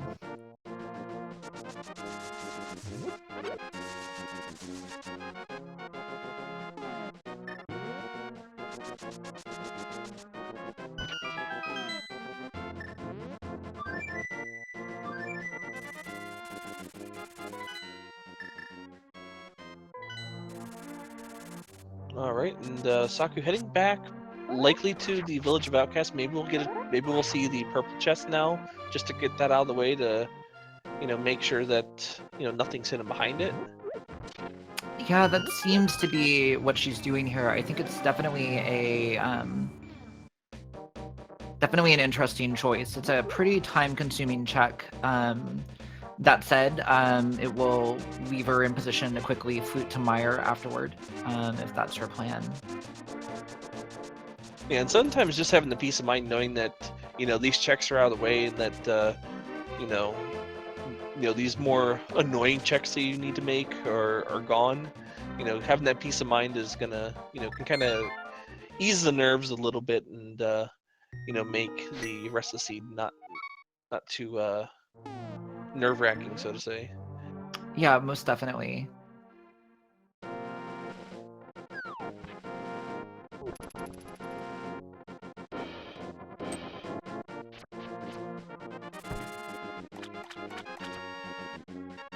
Looks like she may be trying to go ahead and set up the ability to dash with the purple chest, having that hook shot pulled out. So you can dash if you hook onto something and dash before the chest catches up to you. Yeah, you can also do it with a damage boost, but it looks like she actually just using it to stun a few enemies. Yep, and now Dr. Calexo is heading to the hobo as well as getting these flipper required checks out of the way. All right, so Saku is going to be heading into Misery Mire by the looks of things here. Not having that sword upgrade from Death Mountain is definitely a little bit annoying here, but with silver arrows, I think she should be fine in here. There's not a lot of combat before the boss in this dungeon. Yeah, it looks like Saku maybe just gambling on that Cane of Samaria being in here and being in Spinilla Dungeon. We've seen it many times over the past few tournaments even. So we'll see if this does pay off. Yeah, I have this theory, and it's completely anecdotal and probably not true, but I feel like a disproportionate amount of the time, things in the Mire area love to unlock themselves or other things in the Mire area. The game's just weird like that.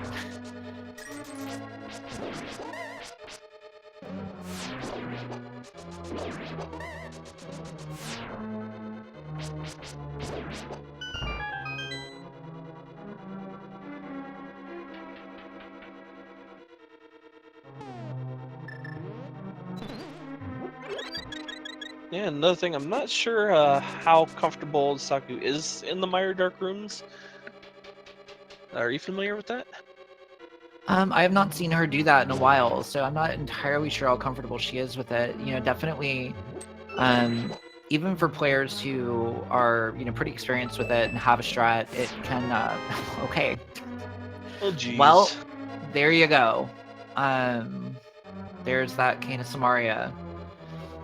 Inside of Misery Mire, my theory continues to hold up. Well then, that's a thing now. I'm definitely going to keep that in the back of my mind now. Your theory. Yeah, this unfortunately is also going to open up Saku getting trolled a little bit. She wants to powder that anti-fairy, but it's not the easiest one in the world to grab. She's going to need to make sure that she has that switch set properly.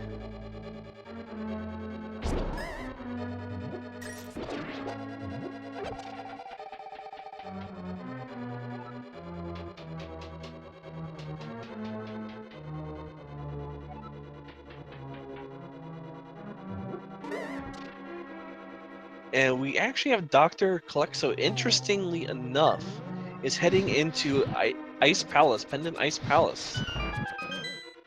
This is an interesting play. So Saku doing a couple things there in rapid succession. One, accidentally hitting the switch again during her anti-fairy hunt. So leaving it in the wrong position. But two, then she kind of NMG'd herself there. She forgot about this chest up here in Randomizer. It's a mistake that I've certainly been making a lot lately.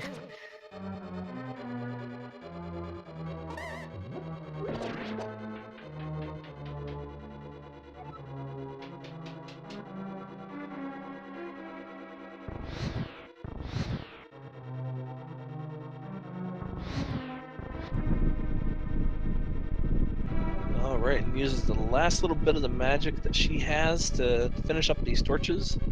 And it looks like Dr. Calexo is opting not to do the bomb jump in Ice Palace. Yeah, it's a little bit rough. He'll need to find an extra key.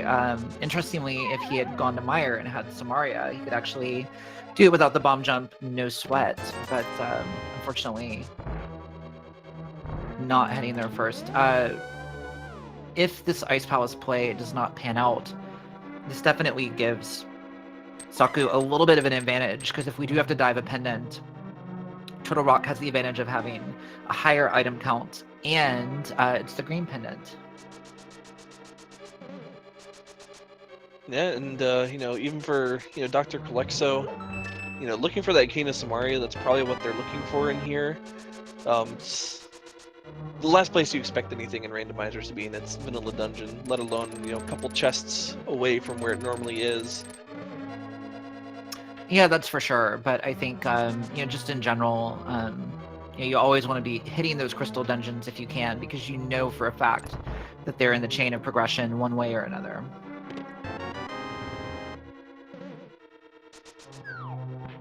And looks like Saku may have miscounted items here. We found a 20 rupees and the Cane of Samaria here. She's heading down around to the big chest, but looks like she may have just realized that now. Yeah, I think she figured it out.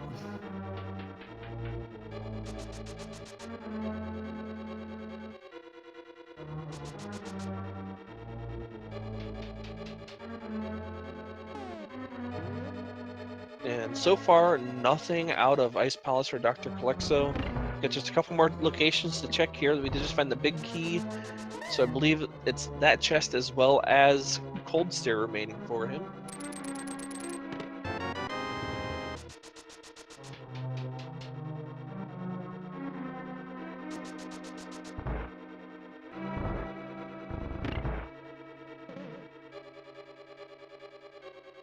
I see what happened there. She was looking for the big key, but forgot to go to the bridge there.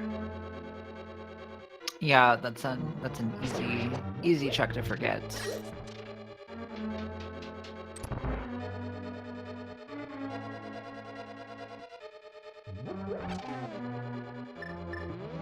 Ooh, Dr. Calexo finding the mushroom in the big chest of Ice Palace.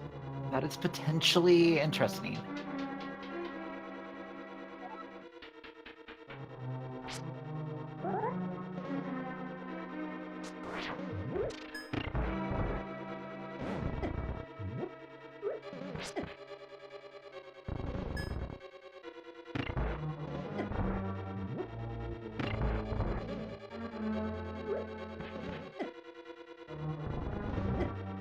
Alright, so I'm having just a little bit of trouble getting that block on the switch. It's one of the more annoying things to try to do.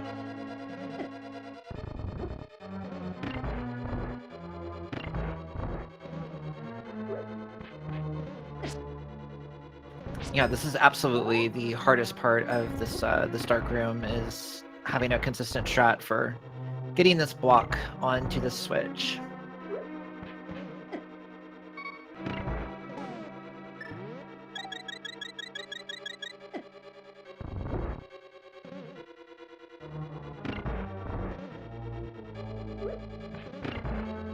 There we go.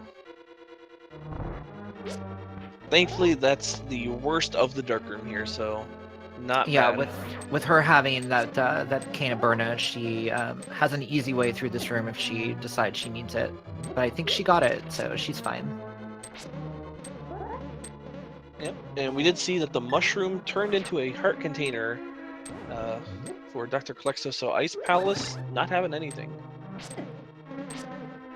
All right, well, that is very good for Saku, most definitely.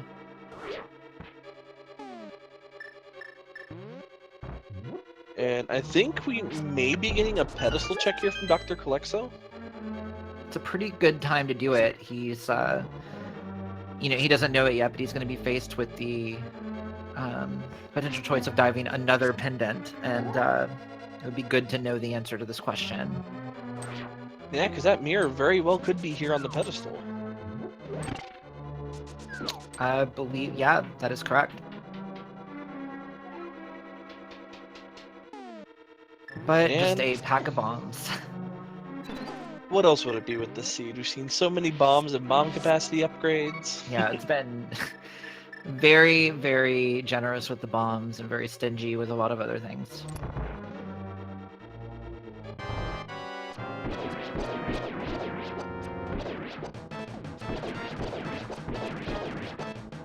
Alright, Saku's showing off some very nice archery skills, making quick work of Vidrius with that bow and silver arrow combo.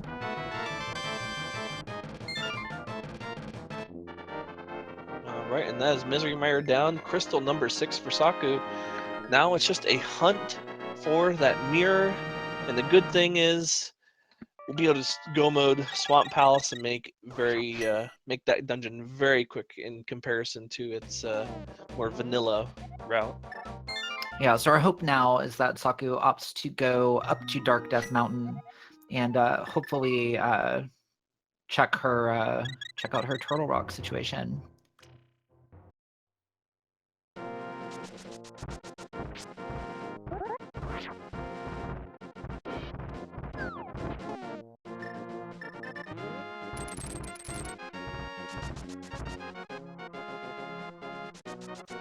Right, and Dr. Klexo is now checking the Smiths and the Hammerpigs. Fortunately for Dr. Klexo, we know that it isn't going to be here, but still not a bad idea to get these overworld checks out of the way. Yep, Saku making a very, very, very critical realization there that she needs to not take the lower Dark World entrance. Not having the mirror, she definitely needs to get Dark World by opening up the Turtle Rock portal. Hopefully, she has the medallion that is required and can just open it on this trip. But yeah, that was a good realization. Yeah, that's a mistake I've made one too many times.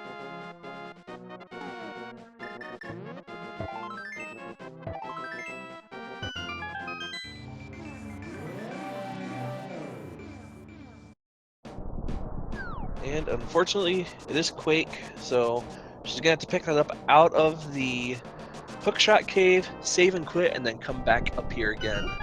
What an annoying little dance to have to do. Yeah, it'd be interesting to see if that's what she decides to do, or decides to, just because of the annoyance of it, go to Ice Palace instead. I think that given the item count in Turtle Rock, I think going to Ice in lieu of Turtle Rock when you have access is just... that's a hard choice to make.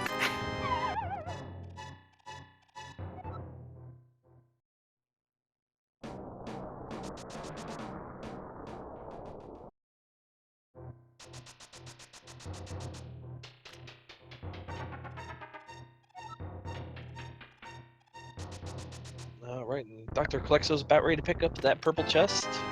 Meanwhile, Saku finally gets her Master Sword.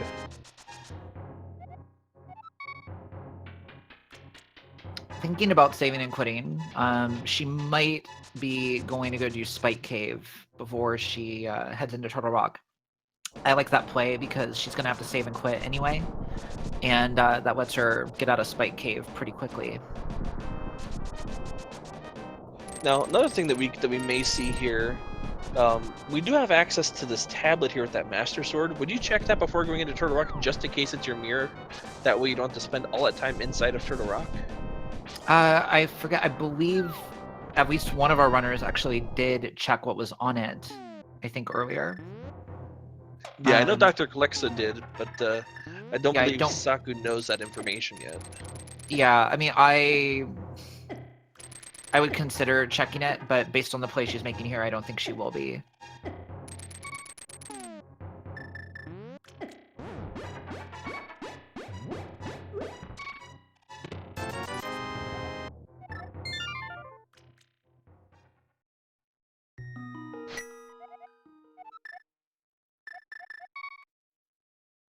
All right, going back to Death Mountain, so I'm pretty sure we're going to see that that Turtle Rock dive right now.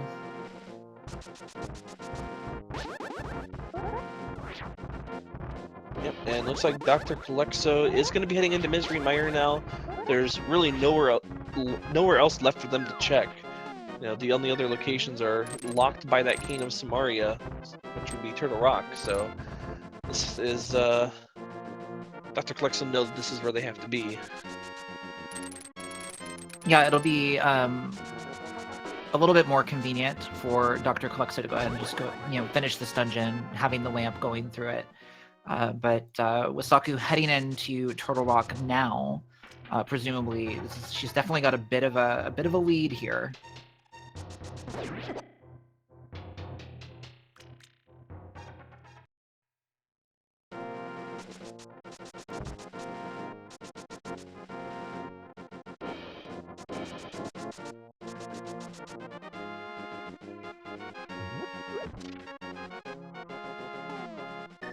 I think the most interesting question here going into Turtle Rock, if we find the mirror, before the end of the dungeon. The question is, how much further do we go, potentially looking for a tempered sword? That's a choice that Sokka would have to make, with Swamp Palace being our last crystal dungeon. She could certainly opt to just hunt a few chests in the back there that are relatively quick to get. Yeah, if it were me, I would just go to Swamp. So many times I've seen Sword being in Swamp Palace, and there's quite a few chests that are pretty much right along the way that you can check. You can almost do every chest aside from the left side rather reasonably without losing too much time. So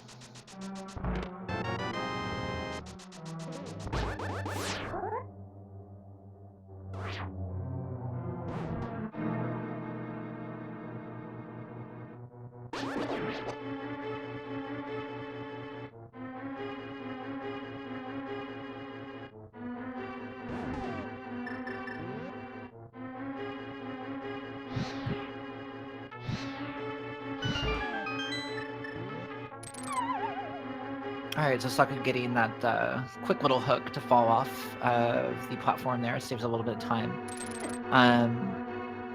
Let's see what we get here. We're really just trying to get to the back of this dungeon.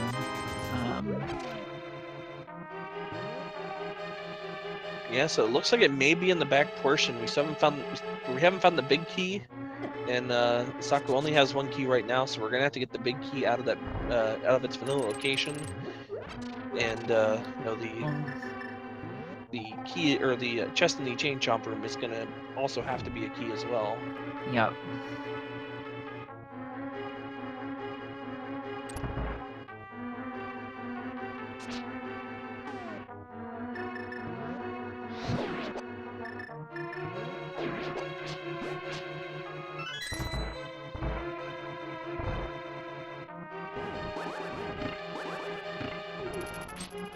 Ooh, unfortunately, Saku getting caught just a little bit short on trying to get on top of those blocks there, but gets it no problem on the second try, just going for it.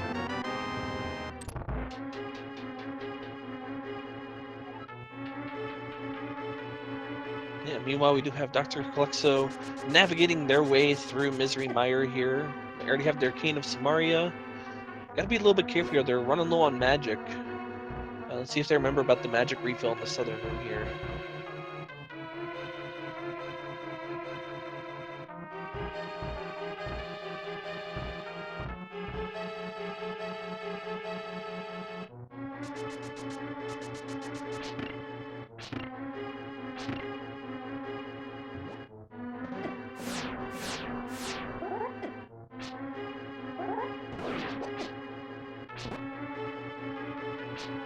It looks like Saku's wanting to save her magic from the for the Pokey here, and it's just gonna swipe away at it with their sword. Yeah, I think with Pokies 2 coming up after this, she may be looking to make sure that she has some fire rod shots for that, as well as magic for the next couple rounds that follow.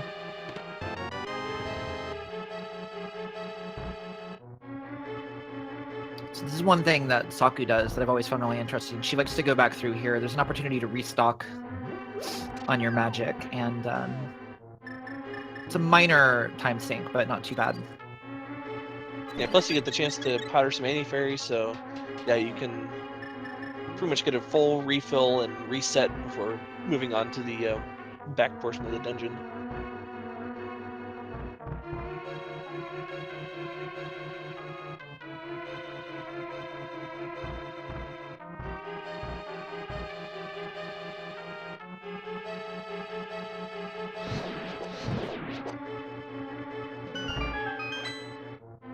Okay, making quick work of those two Pokies with the fire rod.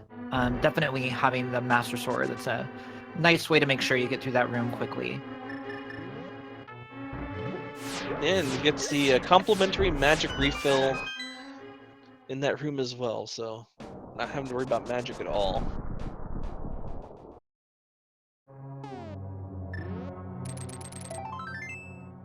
Yep, Saku making a very smart choice to go check the big chest in case there was a small key in there. Unfortunately, Didn't end up being worth it, but always better to be safe than sorry when it comes to that chest.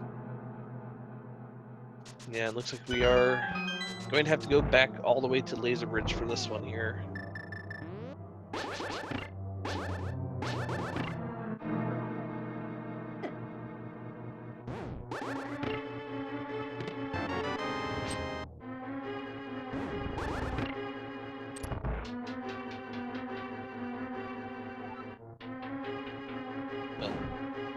Dr. Calyxo is who just ran out of magic to powder those anti-fairies. Oh no, that's a bummer.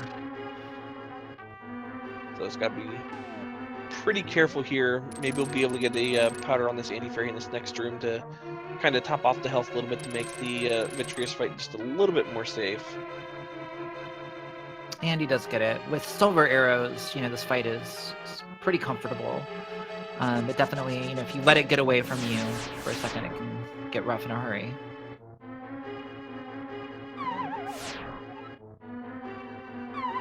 And very nicely done there from Dr. Calyxo. Saku having a little bit of trouble with these laser skips here. Looks like she's going to opt to just turn on that Cane of Burna.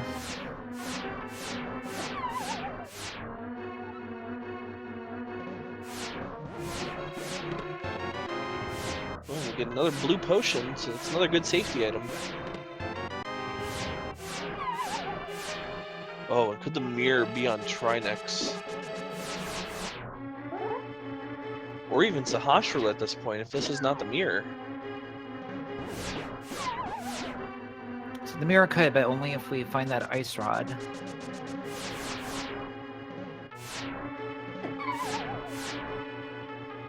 Okay, I think Saku is gonna take that safety door now. Or not. Oh no, that is a painful death. Oh, but she has a fairy. Alright, no problem. Alright, and Dr. Calyxo is on their heels, and it's there the we mirror. go. So, about an hour, 46 minutes, and 30 seconds, Saku is finally in go mode. This seed has not been nice. No, that mirror go mode is definitely a little bit annoying. But she will be diving into Swamp and making pretty quick work of it here.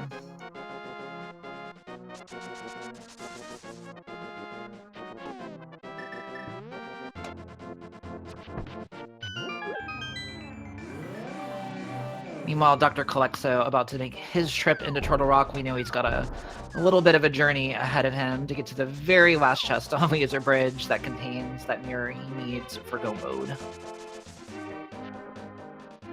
Yeah, it's got a little bit of a distance to go, but there's still a decent amount left here. We still got Swamp Palace and Ganon's Tower, so there's still time to make up. So Dr. Calyxo still is not out of this race.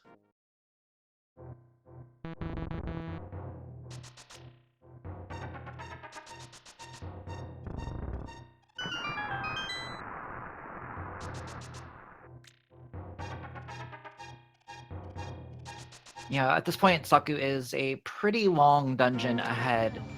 This go mode swamp is going to be pretty expedient, even if she does tuck a couple, 2 or 3 chests in the back. The big question, I think, for Saku is going to be, how comfortable is she with this Master Sword Ganon's Tower?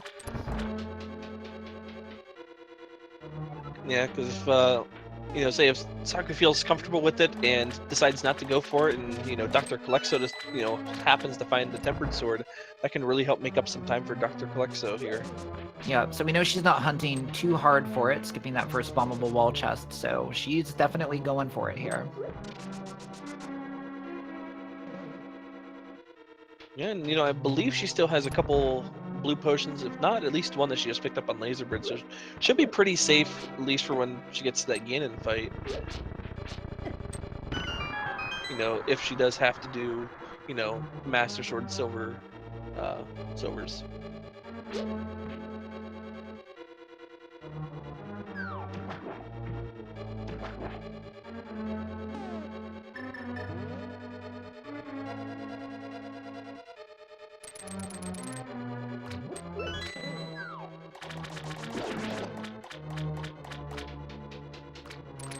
You're right. She is just gonna go for it. So, well, likely, unless there's another sword in Ganon's Tower, which I mean, at this point, it's highly likely. I think we've seen just about every item in the dungeons and in the overworld now.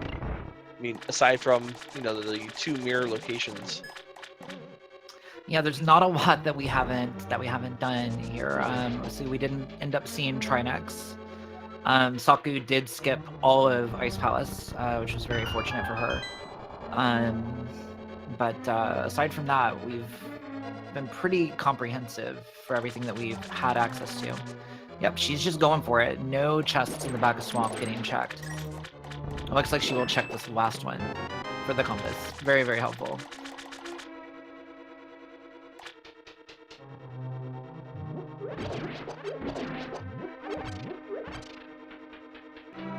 Opting to grab herself a couple hearts there in the refill room. Yep, just making the remainder of this dungeon just a little bit more safer. Those hearts can definitely help out against Argus here. Argus can be a pain. Those puffballs can hit you even when you don't think they're going to.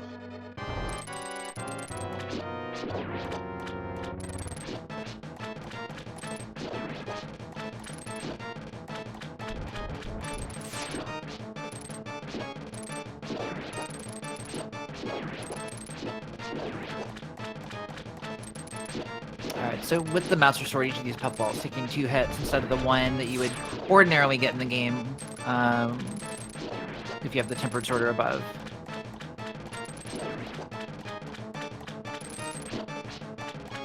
Yeah, she's doing very well, managing it so far. One thing to note, this Master Sword version of this fight is actually the expected way in the game. When we do the vanilla speedrun, we actually do this dungeon substantially out of order. Yeah, I believe in the speedrun it's done with the Tempered Sword, is that correct? Correct. So this is actually Dark World Dungeon 2, according to the game. We actually do it a good bit later than that.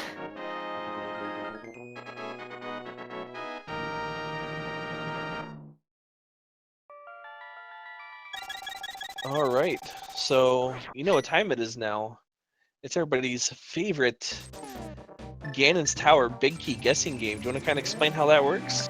Yeah, so for everybody who's unaware, there are 22 chests and item locations in Ganon's Tower, and one of them will contain the big key that we need to make our way up the tower. For anybody who has subscribed or contributed at least 250 bits at some point to a Speed Gaming channel, you are eligible to participate in our little chat game here, and you will be recorded on the leaderboard if you get the correct answer.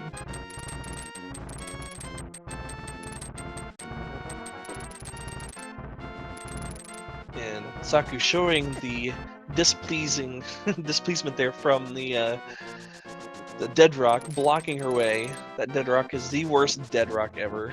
Always gets me every time. Yeah, dead rocks are definitely one of the worst enemies in this game for sure. They cause nothing but misery and pain, and I will say again for like the 5th time in commentary so far this tournament and other tournaments, I firmly believe there is a game designer somewhere in Kyoto who's just been like laughing to himself for the last 25 years over what he did to all of us with those dead rocks. Yeah, would not surprise me.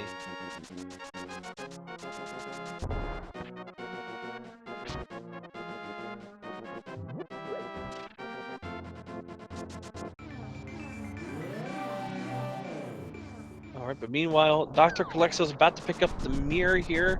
It's gotta be careful. They don't have magic for, their Cane of Burna or any kind of invincibility, so gotta play it very careful here, try to get the laser skip. Yeah, he's trying to use the hook shot for iframes, which is a good idea. Generally, the more consistent strat, which is a little bit hard to learn, but very consistent once you get it, is to actually use a dash to run just under the little railing there, which can get you past there. Yeah, you can use a dash, or you can, if you aren't comfortable dashing it, afraid of maybe bonking off, you can brush up against it and kind of sneak around. Similar to how I just did there.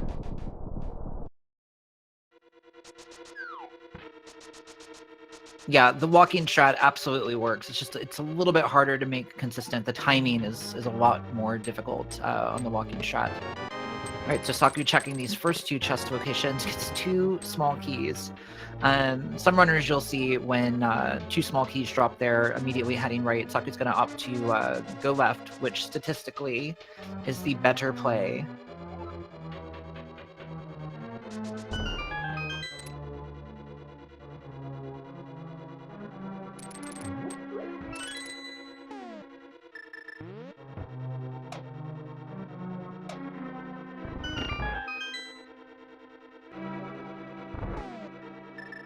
Alright, so Dr. Calexo is pretty much an entire dungeon behind at this point.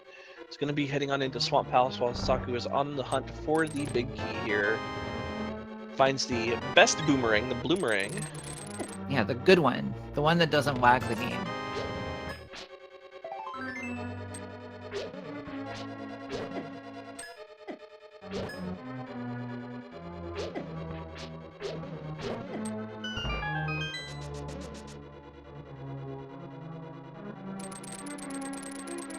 Alright, so we are 7 locations down and haven't found that big key yet.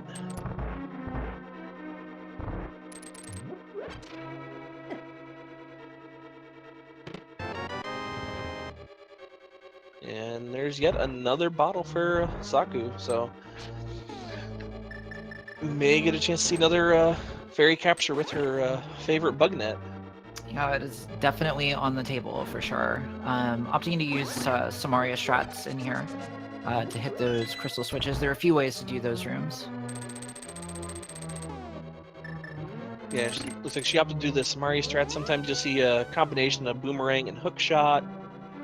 You can even use bombs as well. So.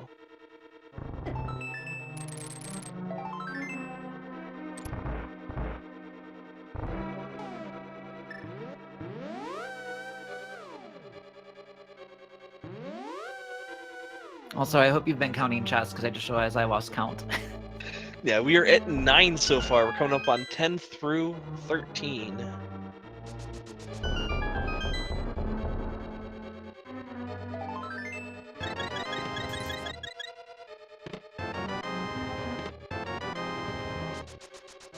You know, it would have been very fitting for it to be number 13 because, you know, it is Friday the 13th, and, you know, if you're familiar with military time, this race started at 1300 hours Eastern time.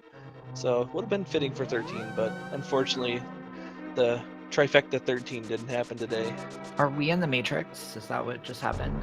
Wait, wow. I did not even put all of that together.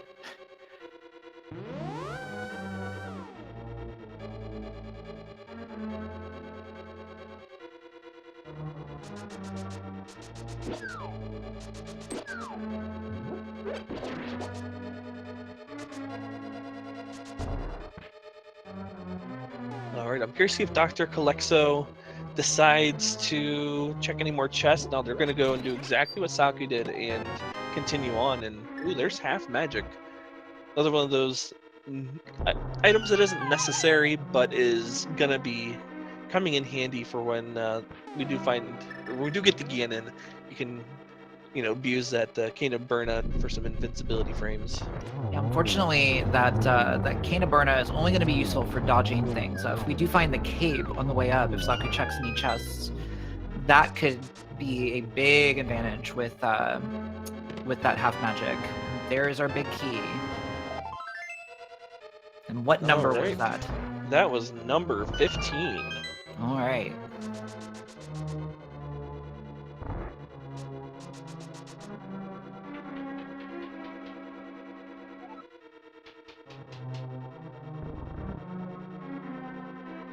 Ooh, and it looks like Clifford with the closest guess. Hey, congratulations there, Clifford, for getting the closest guess there. But we are on the way up Ganon's Tower. Saku is getting ready to head into the gauntlet. It's got a few rooms to go here. Yeah, so Saku taking the opportunity there to powder herself another fairy, make sure that she's got lots of get out of jail free cards there. Yeah, because if she is indeed forced to do Master Sword Ganon, you know, it's definitely not an easy fight to do. All the fairies and blue potion that I know she has right now will definitely come in handy, you know, in case something does go awry.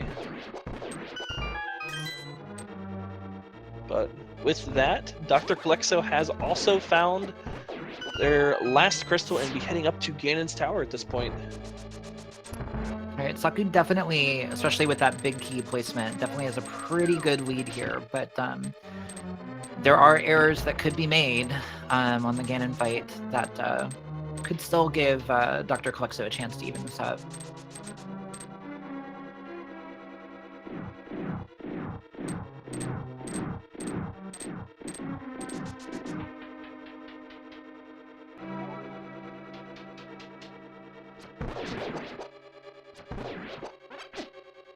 Alright, he's making really good use of the silver arrows here to take out those annoying red skeletons that like to jump away and pelt you with bones once you attack them.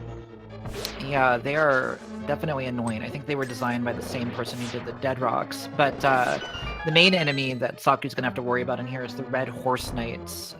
They are the enemy that are going to take 2 hits with the Master Sword rather than 1 with the Tempered. And they can get a little bit annoying with a Master Sword GT Ascent. Yeah, it'd be interesting to see if maybe she switches over to the Fire Rod, because that has a pretty decent hitbox that can, you know, one-shot them. Yeah, whether that's advantageous or not really depends on your confidence in here. The thing about the Horsehead Knights is that they light on fire, so you actually have to wait for them to burn in order to open the door to the room. So if you're confident with getting them with the sword, very, very nice Lambo 2 with the silver arrows there, getting the 1 cycle. But yeah, if you're confident with the sword, it is actually a bit faster to avoid the fire rod on those Horsehead guys. You know, Saku did make it look pretty easy there. So very well done from her. She's in the last stretch here inside of Ganon's tower, about ready to go and fight everybody's favorite Moldorm 2. Yeah, Saku having a really solid GT Ascent so far. As far as a gauntlet with the Master Sword goes, you can do a lot worse than that. I can tell you that for sure.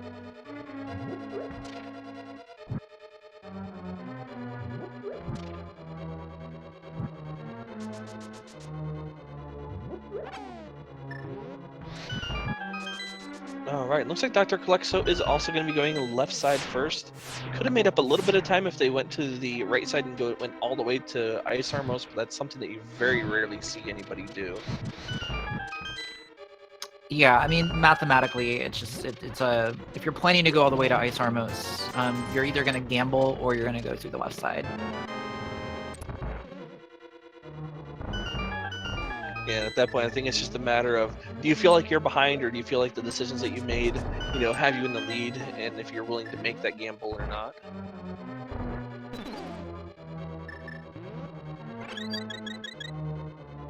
All right, so I saw some people in chat suggesting that Dr. Calexo may have opened that middle door in GT that you never actually need to open and arguably never should open. So we'll see if that ends up impacting him key count wise here.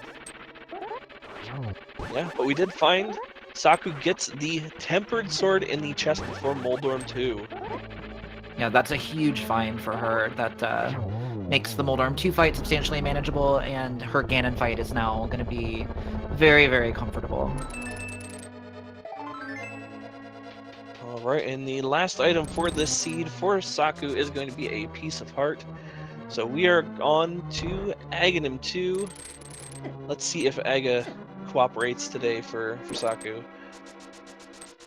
You're getting a little bit trolled in that bumper conveyor room, but makes it through nicely.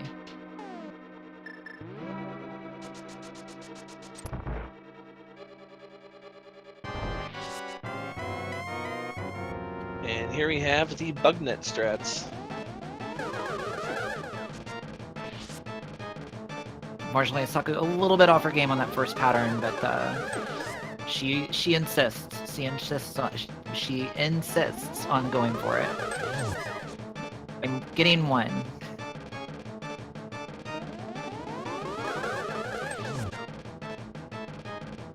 All right, there's the second hit. 4 more needed.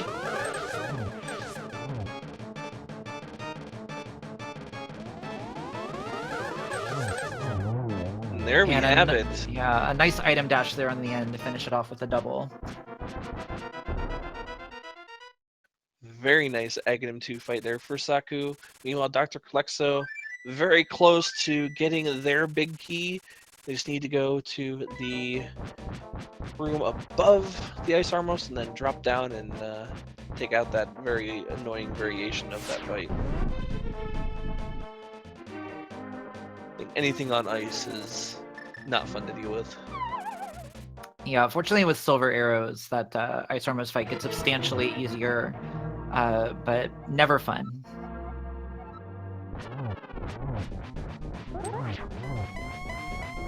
Ooh, all right, a little bit of that NMG practice paying off for Saku. She gets that that double spin off of the trident, which is always super nice.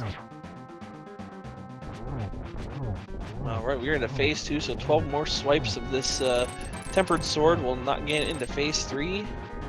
And Saku should be pretty safe here. Still has that blue potion, has several fairies that were caught along the way, so it shouldn't be too bad of a Ganon fight for her today.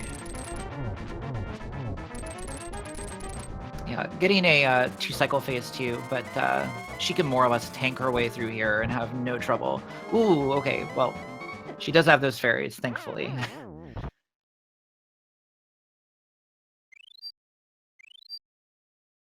All right, and Dr. Calexo is on their way up the gauntlet now.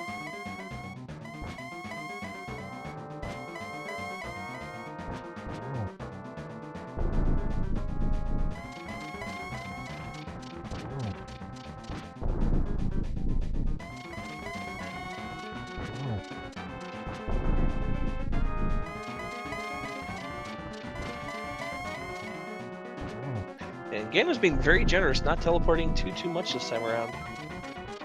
Yeah, you can definitely see here, you know, some of these rooms in GT are really, really complicated.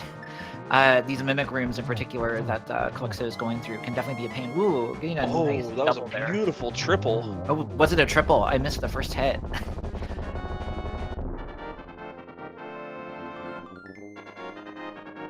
Very clean Ganon fight for Saku, and wow, very nice triple there.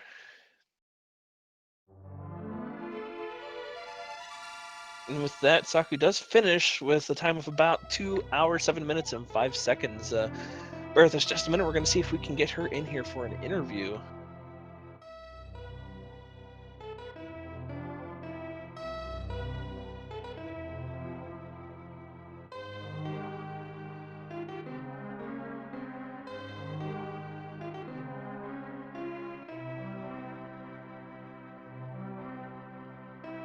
Right, and we do see that Dr. Klexo is in the gauntlet now.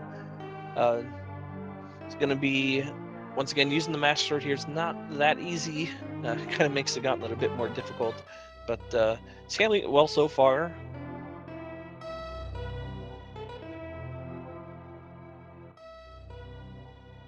Yeah, huge shout outs to our runners. You know, this Ganon's Tower Gauntlet is not easy. We have a lot of runners in this tournament who play the game a lot, and we make these things look pretty easy, but I can assure you it is not easy.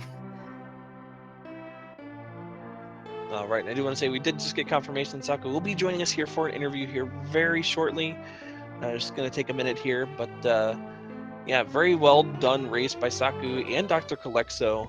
I think the biggest time difference here that kind of cost Dr. Calexo was probably that dip into Ice Palace that just didn't have anything. I think without that, this would have been a very close race. Probably would have come down to a Ganon fight, honestly. Yeah, full clearing ice is definitely a time-consuming endeavor.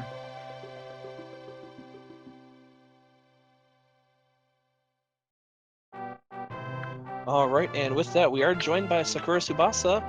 Hello, and congratulations on the win. Thank you. Oh my god. Oh my god, that was so terrifying. Well, you did really well. That Thanks, gauntlet Edward. was really, really nice, actually. Just FYI. Yeah, pro sniper. Woohoo! No, I'm just kidding. No, I actually, I don't know. Today I was like, I died in escape, and I was like, oh no, I'm behind. And then when I found Flute at Sahashila's hut, I was like, oh no, he definitely picked this up before me. And I was really worried because of like the way I routed. Nothing, I seemed to just pick up nothing, and then all of a sudden Misery Mire happened, and I feel like I might have pulled ahead at that point. Yeah, so you're right about all of those things. You were behind at those points. Ultimately, what really made the difference is you went to Misery Mire, and your opponent opted to go dive ice, and Yeah. check there for a bunch of stuff. And you avoiding ice was definitely a pretty huge play for you. Yeah, I was actually really worried about ice because I was like, okay, I got to the point where I literally had checked everything except for Ice Palace and Turtle Rock. And so I was like, okay, well, I could either dive ice or Turtle Rock, but Turtle Rock has 6 items, ice has 3. Turtle Rock has been known to be but sometimes, so I'll just go in there and Yeah, hope I for the mean, best. But then I got to the last chest on Laser Bridge, and I was like, oh my god, if it's not in here, I've lost the race. Yeah, I mean, I think you made some pretty smart choices, and they turned out to be the right ones. So you can definitely feel good about that.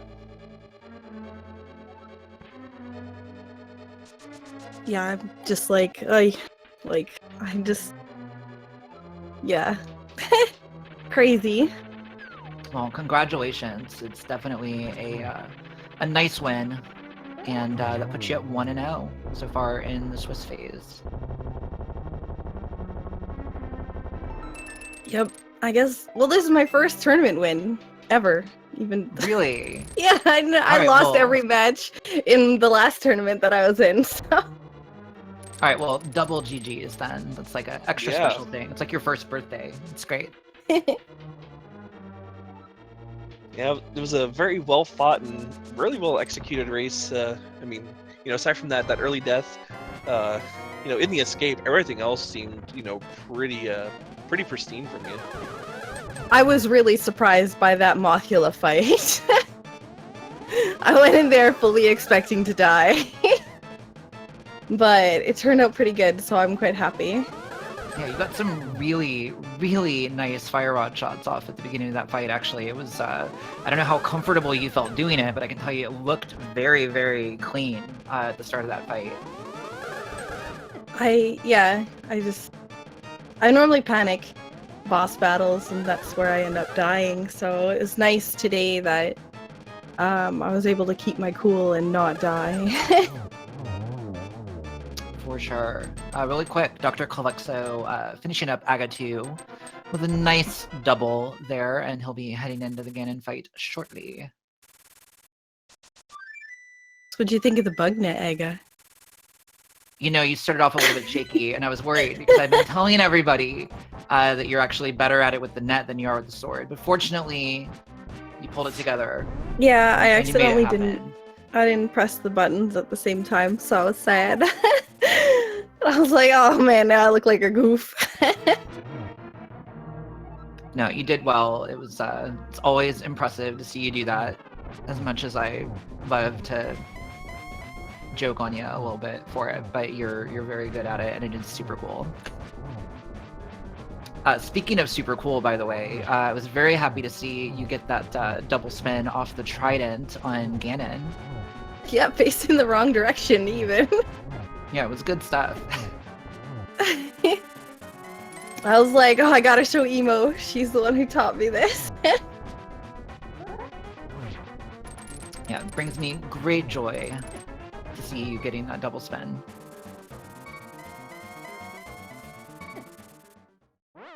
Ooh, Dr. Calexo, unfortunately getting nailed by some fire bats, does have a fairy though, so we are a-okay so far.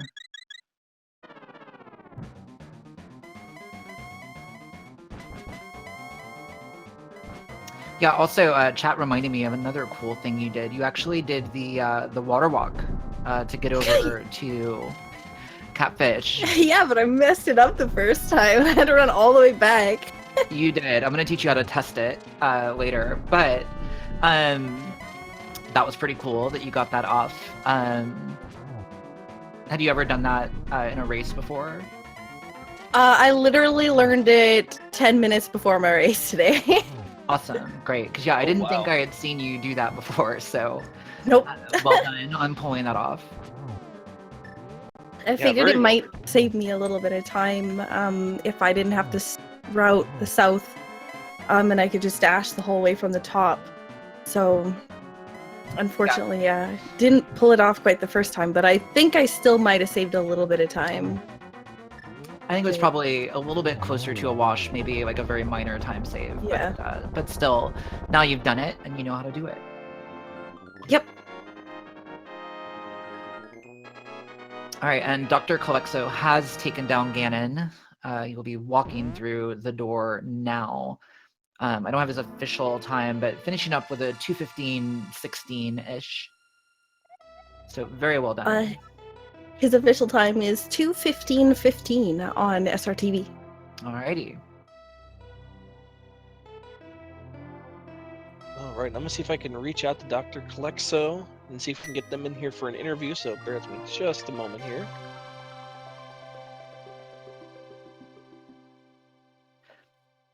So we talked about some of the strats that you pulled off, Saku. Do you have any other general thoughts about the seed? It was definitely a little bit interesting with that super late mirror for go mode. I was actually really thankful that the mirror was the last item, because it knocked out a lot of items that we, might have needed to go and find. Yeah, for sure. We are joined by Dr. Calexo. Congrats on finishing, Dr. Calexo. Thank you. Good game. GG. Yeah, this was a very entertaining race to watch. It was very well done by the both of you. Unfortunately, it was really one decision that kind of separated both of you. What was that?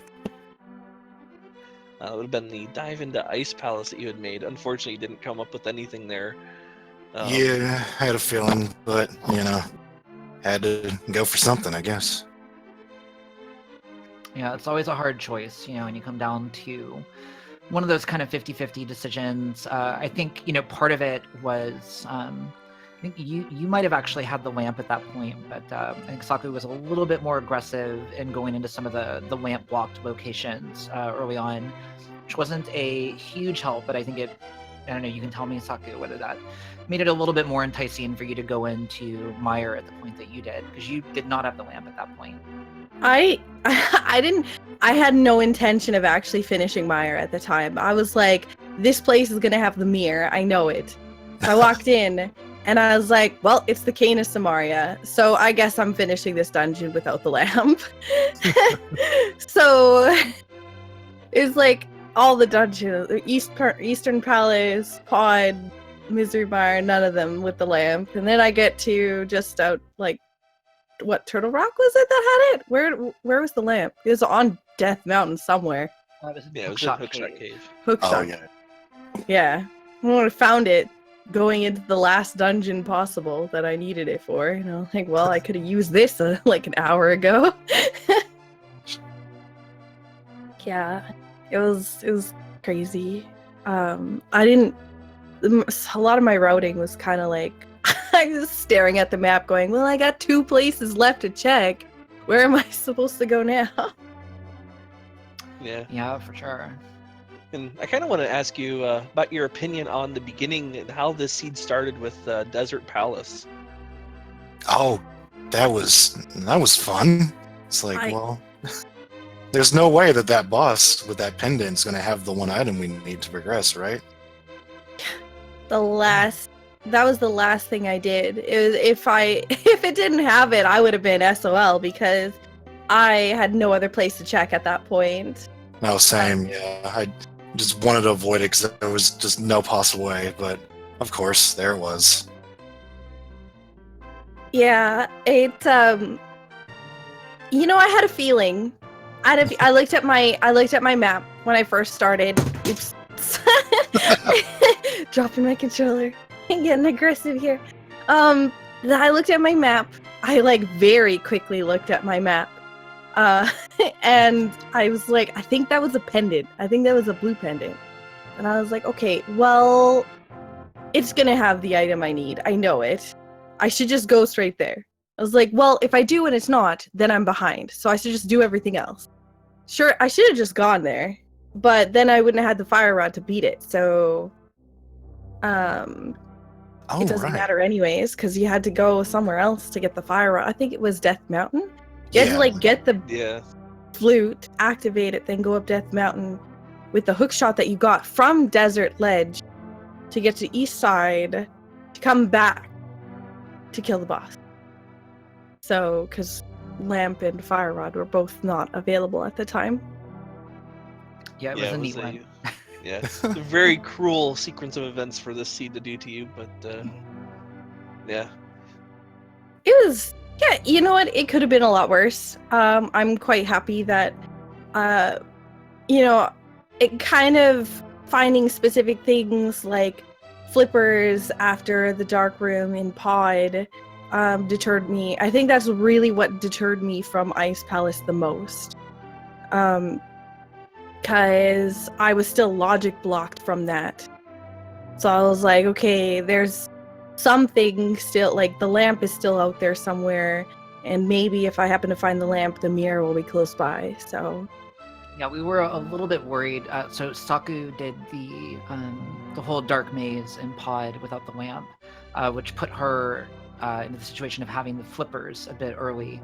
So we're all kind of wondering whether she was going to end up making that Ice Palace dip, and so it was interesting that you ended up making it, Dr. Kalexo, while Saku resisted. I just kept putting off Meyer because I didn't have the rod. I was just worried about, having to do everything twice. Yeah. So I waited till the last minute to do that, and then there was one where I actually kind of forgot about it because I kept putting it off so much, and then it's like, oh, I might as well go, and there it was. I wanted to do it earlier, but I kept forgetting about it. I got the flippers, and then I fluted to 8 when I meant to flute to 6, and I was like, well, I guess I'm here. I might as well go check the waterfall fairy. And then, of course, it's nothing. So I was like, well, now I'm going to Misery Mire to find that mirror. And I genuinely believed that I would find the mirror there. That was my, full-blown belief. So I was happy to find Kane of Samaria, at least.